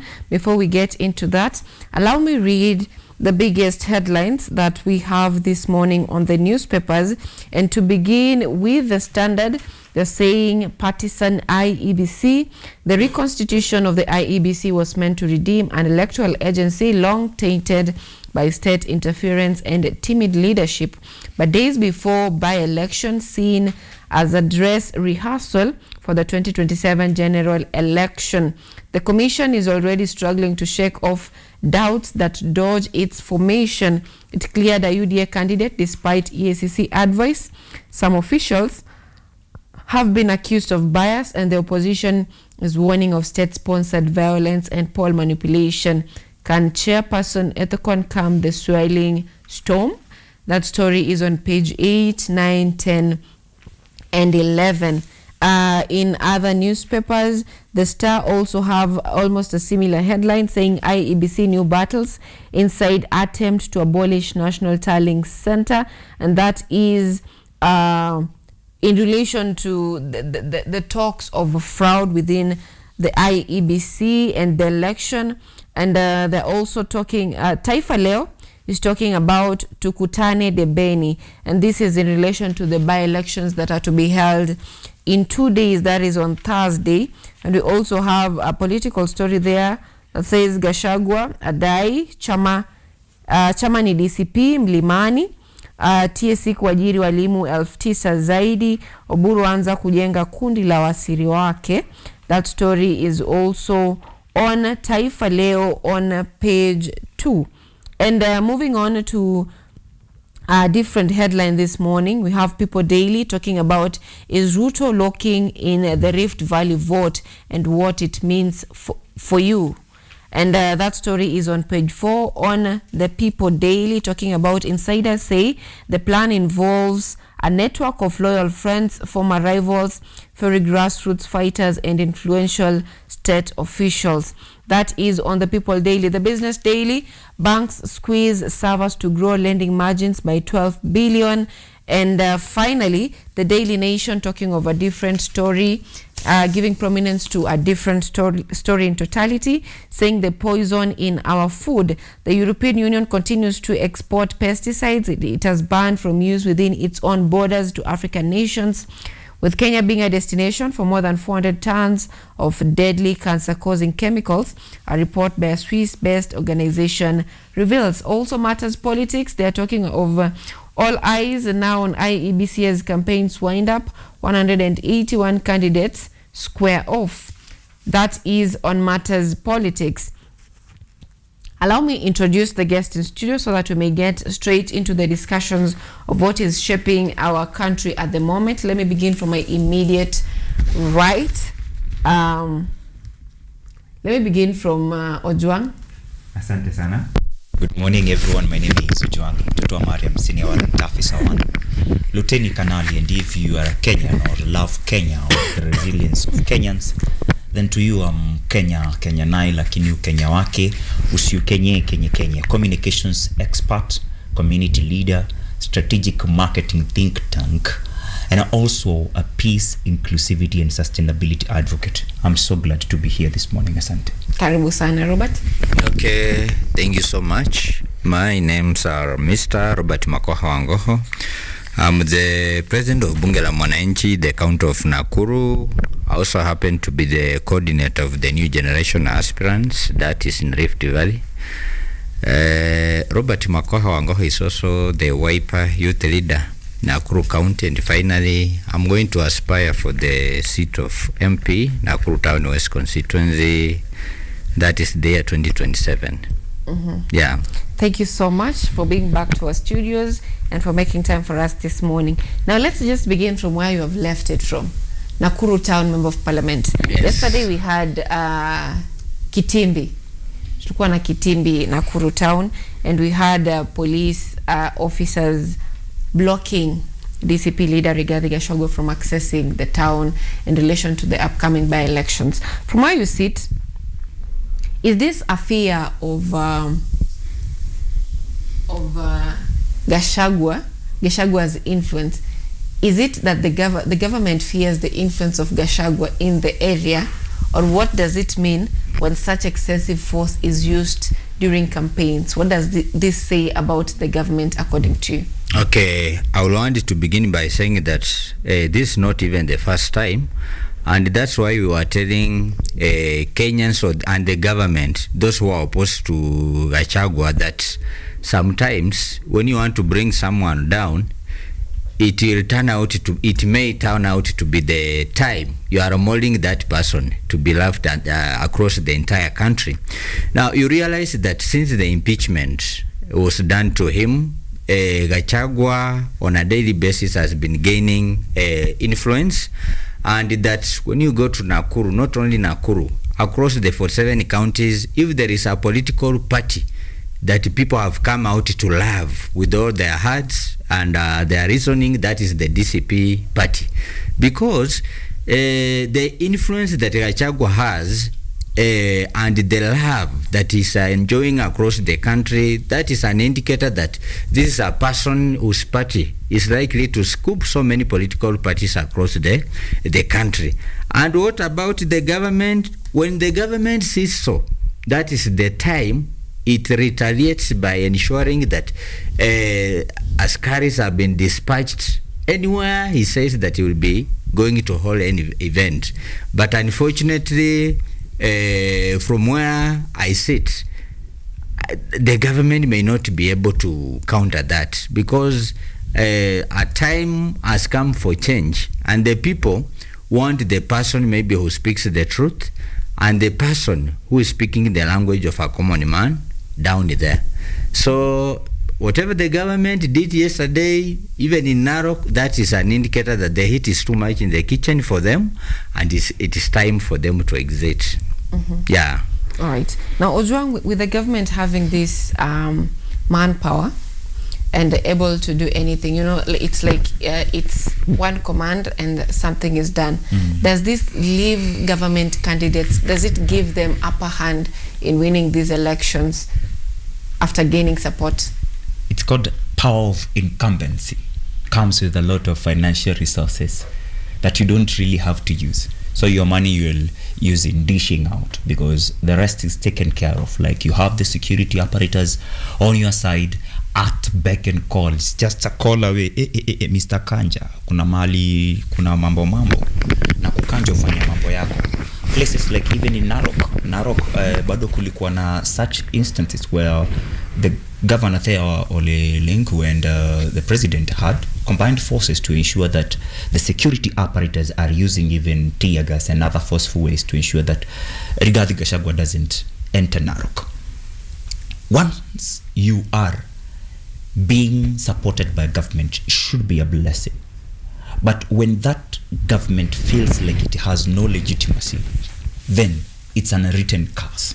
For example, if you look at the case of Mbeere North constituency by-election, that is heavily contested between UDA's Lewis, aka Wamodede, and DP's candidates Newton Karish, you will find that the government's candidate is gaining a lot of heat from the ground. The ground is becoming tougher every day for him to convince them, because he's coming with defense, yet he has not been attacked. He's coming to defend something that he had not, a fight or a war that he was not a part of. So it has been left to a war of who will the people give the power to.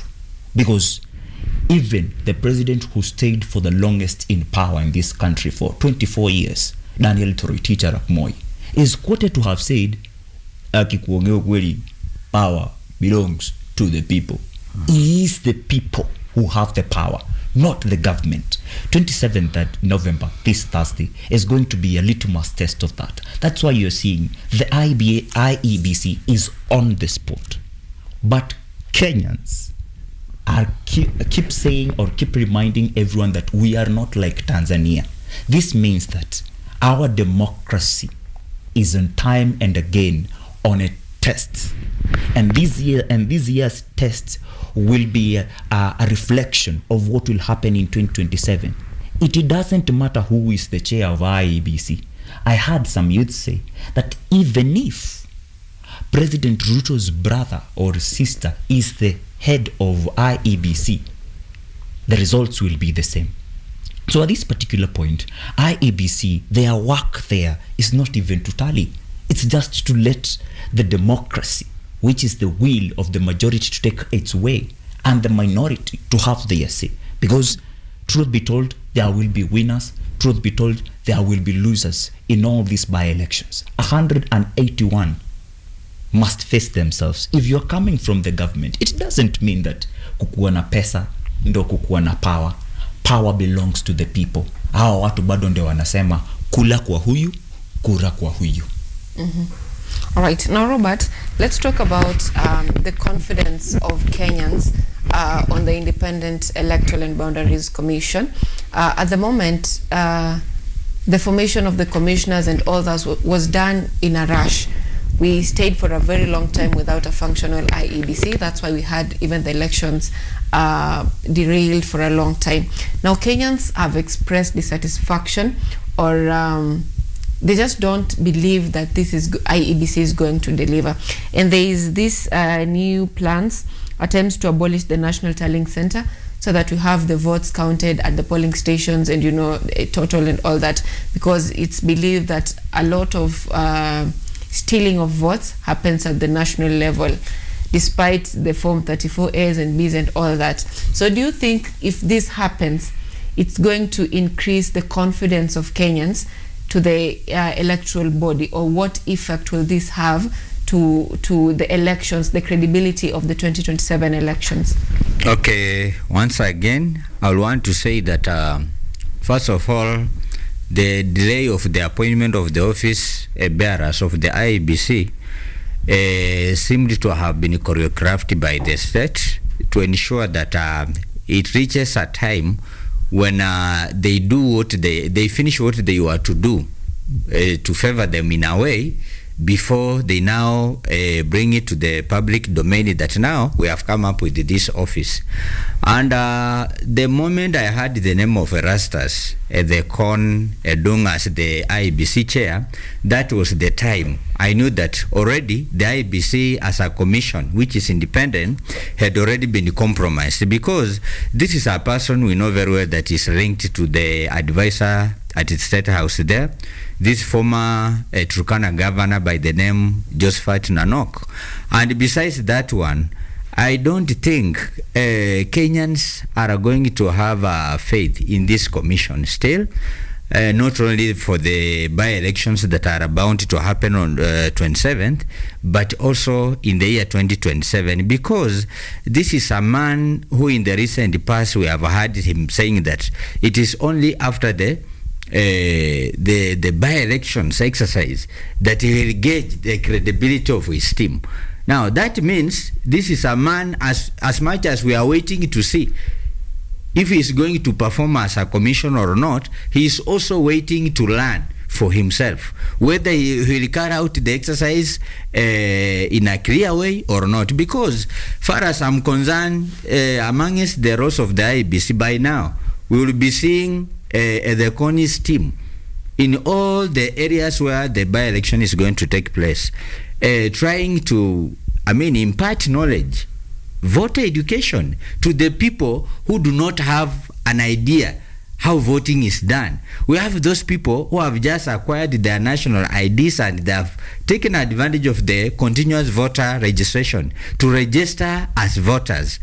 Now, do you think these people have an idea on how voting should take place? Okay, we normally have instances whereby your names are not matching with the names that are on your ID cards.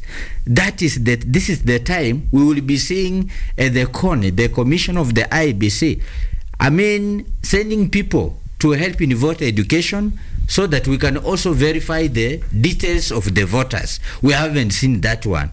And finally, a case whereby maybe your registration, your area of voting has been changed. For instance, maybe you are voting in this polling center, but you are told that from the register your name is appearing in a different sub-county. What will you do? Have you heard of him doing that? Definitely not, because time is running and it has been taken as something which is normal. Yet there are people who will be turned away because of the mismatch in their names and even their area of voting. About the tallying center, the Constitution clearly states that after voting exercise, from especially the results for the presidency, it should be announced at the 290 constituencies in the Republic of Kenya. Unfortunately, even before Raila Amolo Odinga died, for the general elections that he has participated, he was trying to convince the government to follow the constitution. But you see, we have always been told that there is another tallying center at the Bomas of Kenya. Do you know that that section does not exist in our constitution? And it is illegal because at the Bomas of Kenya, that is where the results are altered and doctored. And the winner is announced in the manner that is not stipulated in the constitution. And thereafter, you see the disputed election leading into the violence across the country, and people die, people lose their life. What if these results were just announced where they're supposed to be announced, the constituent level? Then we know that in Nakuru Town West, Robert Makoha got 700,000 votes and the president got 1 million votes. So that we know very well that Robert Makoha's votes will be counted here, but for the president's votes again, we know that in Nakuru Town West constituency, it is only 1 million for Ruto. So that after we consider all the 290 constituencies, even a person who is in Kilifi can know the winner, because it is very simple. They will just verify and add up, and that is the role of the office of the commissioner of the IBC, the chair, verifying and strictly adding up as per the record that he or she may have received from the constituency. From there, all Kenyans will know who is the winner. But you bring the results in Nakuru Town West, we know it was 1 million. Then these results, upon reaching the Bomas of Kenya, the illegal tallying center, we are told that Ruto had scooped 3.5 million in Nakuru Town West. By the time you go to complain, of course in Kenya we are abide by the rule of the law, you will be told that you have a chance to go to the court. How long will the court take for me to get justice about what is obvious? So the tallying center at the National Tallying Center is unconstitutional and should be abolished before 2027. And we are very keen to see who the person is going to, which person is going to defend, or rather to say that it is not possible for them to abolish it.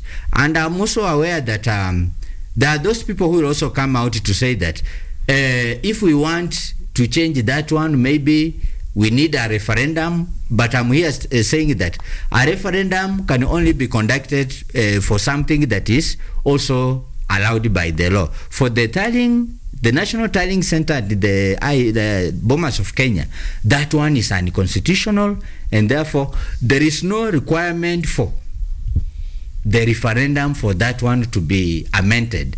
It only needs the abiding of the law, then things will work out differently. Yeah. All right. Now, Ojwang, we had this commission come in late, and we have all these changes that we want to be infected within 2026, because by 2027 already campaigns itakuwa zimeshashika moto.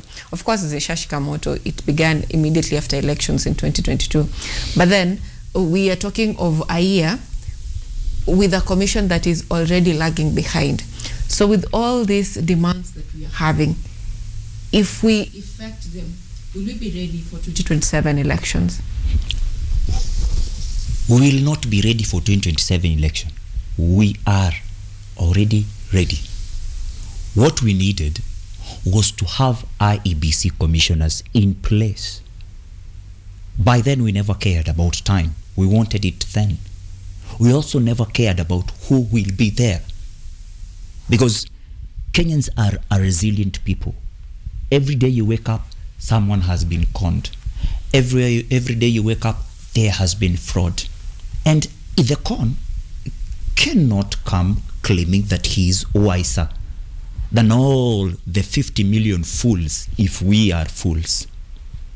So he has a responsibility, and he also has an obligation. A responsibility maybe to the person who appointed him or the appointing authority, but an obligation to the Constitution of Kenya 2010. Kenya is often said or referred to as the Canaan of Africa, because we are governed by law, just like Israel, who mostly talk of their doctrines deep-rooted in the Bible. We have a law that we agreed upon in 2010, that we will use this book and no one will be above this book. So even those who don't know law still live because of this law. Because these who know law are using phrases from the law or articles from the Constitution to confuse those who don't know. Our work will be simple: to continue offering civic education, so that the more people know, the more they become aware. They are being told, but sometimes we don't listen, that my people perish due to lack of knowledge. What happens when we have knowledge? There was a time before the youths were called treasoners in this country.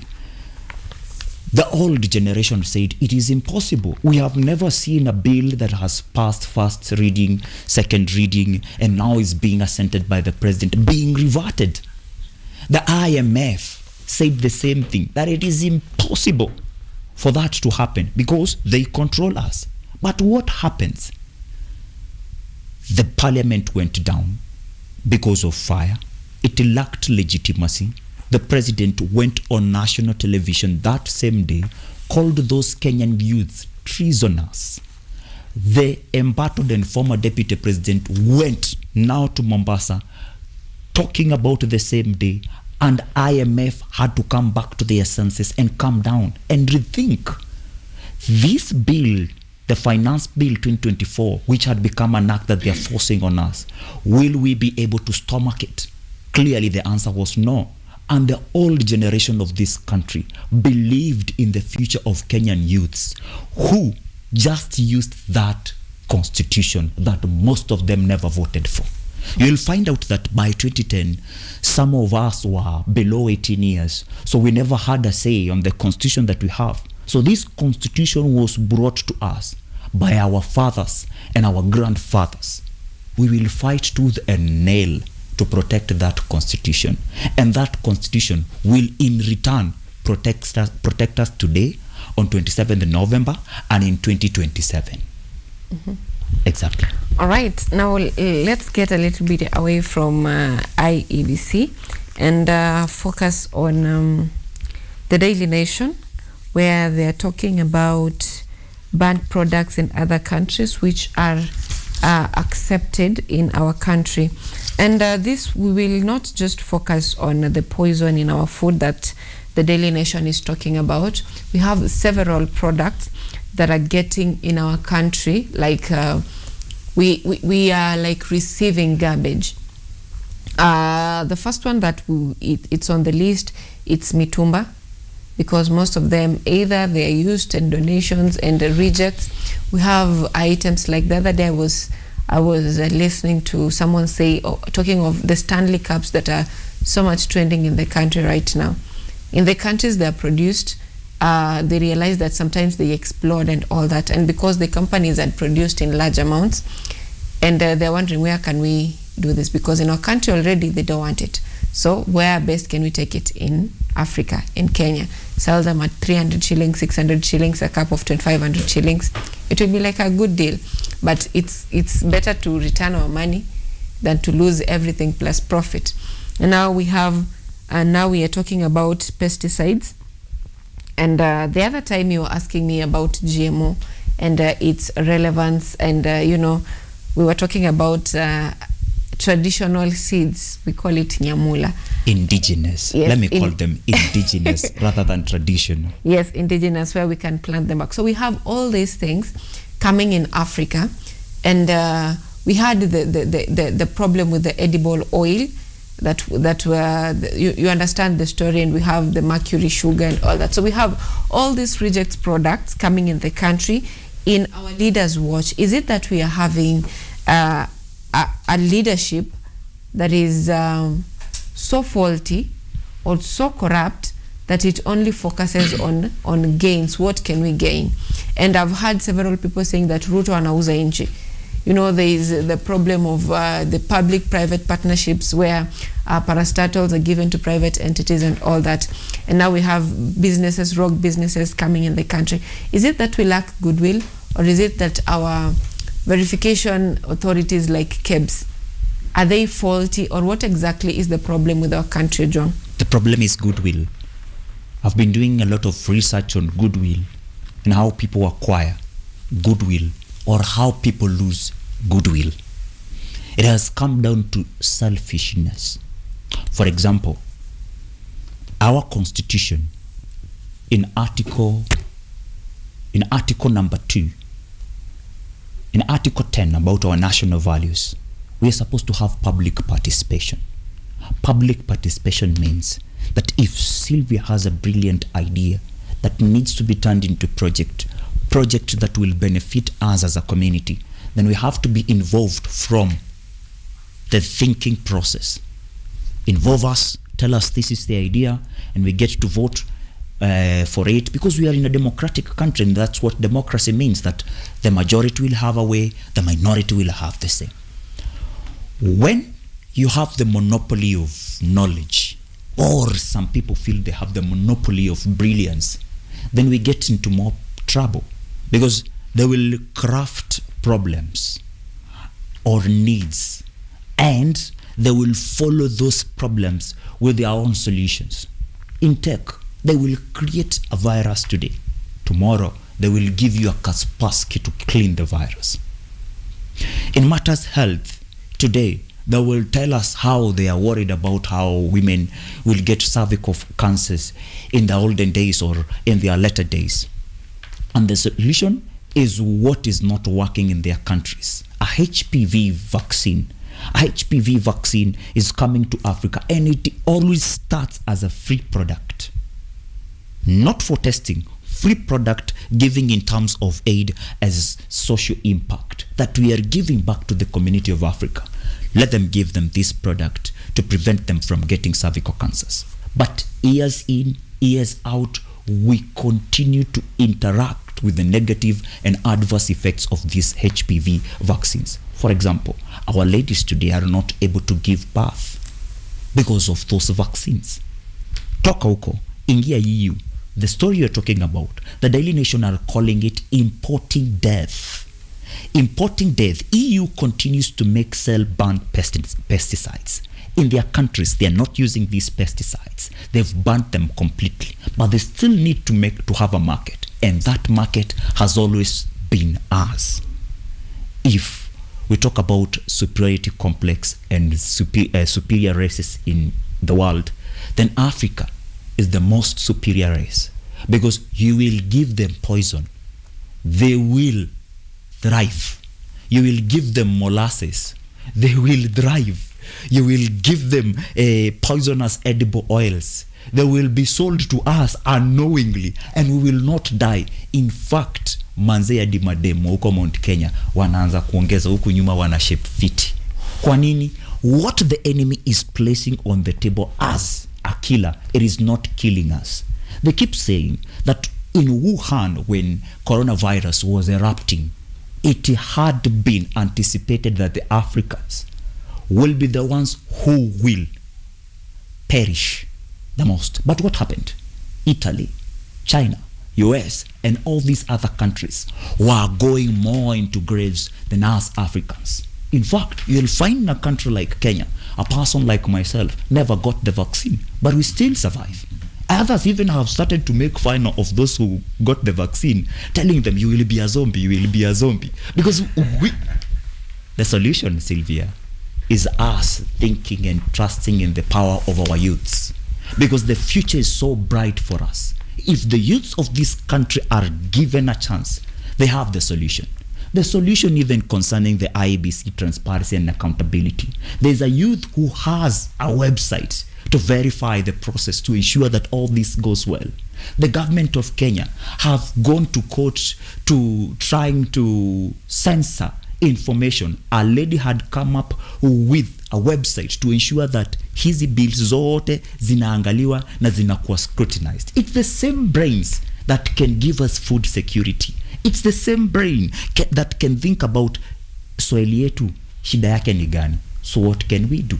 It's time maybe we start paddocking and all those other things we used to do in the days, back in the days. All right. Now, Robert, you aspire to be a member of parliament, and from what I gather, there are systems. You know, there are members of parliament who have been there for a long time. Their bills have never even been reached the floor. You know, inapitishwa ikisonga. And we are talking of goodwill, where most of the things that we have in the country, or the laws that we have, how life goes on in the country, are determined politically. And this is education, health, who gets what, who does what, where, who goes where, and you know, things like that. They are determined by our politicians. And the basic level of it is in parliament. But then in parliament is where we have problems. We've had leaders like Orwoba. We don't know if she was talking out of heart, yes, but then yes, we've had several leaders talking about, you know, what happens in parliament. You need to be in favor probably with the speaker or something like that, and your popularity for your motion to get to the floor, your bills to be sponsored and all that. And here is a case where we are having several issues in the country that needs political influence, or it needs a push politically. How then do you plan to handle this? Because we have seen leaders in their campaign trails talking about, you know, I will bring change and all that, but getting in office, little to nothing is done. It's not the first time we hear that narrative. Someone getting to office, and then at the end of the day we say, that one tangu apate nini ali change. So how do you plan to do this differently? Okay, first of all, you must understand the roles of the member of parliament of a given constituency. And those roles are normally obvious. We have the oversight one, we have the representation, as well as legislation. And unfortunately, I don't think, in as much as majority of the bills are supposed to be sponsored by the members of parliament, they are normally compelled to do so. You know, it is the responsibility, without being reminded, of a member of parliament, as I said, that one of the responsibilities is to make the law, for you to sponsor a bill. And it is quite unfortunate that in Kenya, we have members of parliament, I can quickly mention for you, the likes of Aladwa, someone like Samuel Arama, who happens to be my now area legislature. They have never, leave alone sponsoring, contributed to the motions that are on the floor. With such like leaders, no constituent can get their problems tackled, because they have trusted these people to vote them into the office, knowing that they'll be representing them. But you see, if again they don't talk, nobody's going to remind them to do so. Recently, when we were having the State of the Nation address by the President, I was amazed, or rather surprised, to learn that majority of the members of Parliament interrupted or disrupted his speech by shouting 2 times. That the same members of Parliament recently we had the President when he had the meeting with the late Raila Amolo Odinga, he accused them that they are corrupt individuals. Meaning, these are the same people maybe who fight for tenders to import those counterfeit stuffs to Kenyans. At time, they are supposed to be there to follow the right channel to do procurement. So, as a member of Parliament, given time to serve my people, I'll not only serve the people of Nakuru Town West, but the country called Kenya at large, because I believe that if I sponsor a motion of goodwill to the people, it is not only going to to serve the people of Nakuru, but even a Kenyan who is in Narok and Pwani will get to benefit from the same.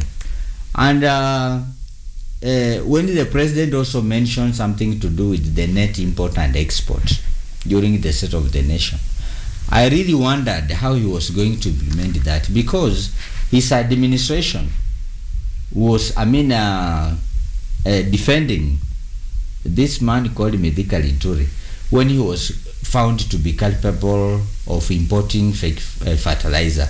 At the time he was the CS for agriculture.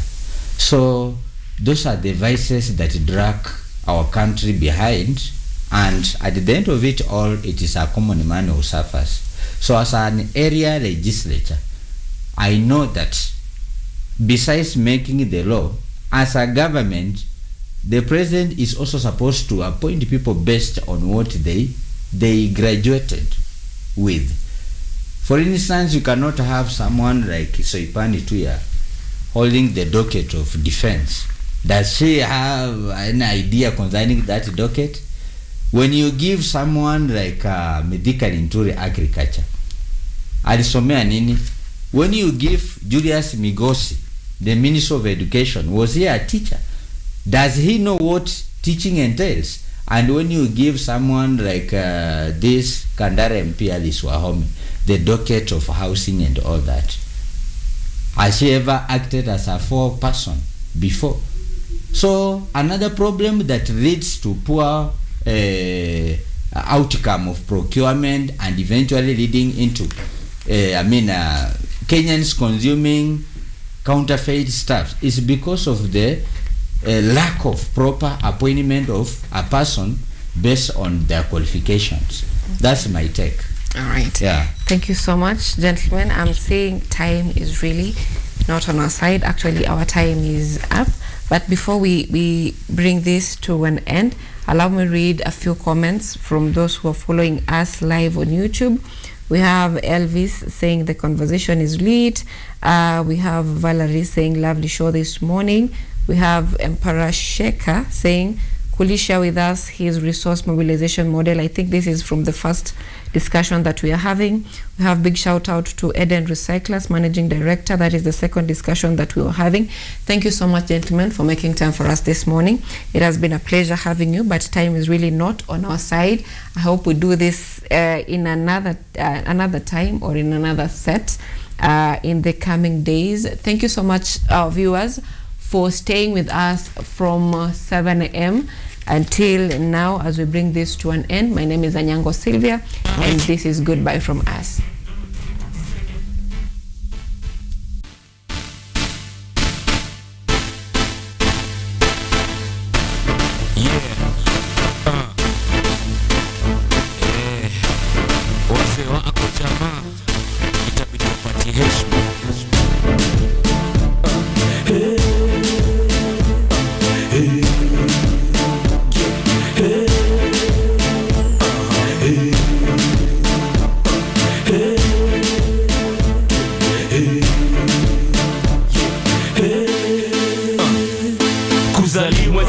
na mzee Gandhi na mashujaa wengine wengi tu zaidi. Ndoto kujisaidia kuepukana na mtaa, heshima kwa mtaa ikamjenga kuwa star. California mtaa moja bala mali maska, uzaliwa tu kila saa kuhama, aende wapi kale bado iko kwa hiyo moyo ndani genge familia jo kuingia Kenya mzima.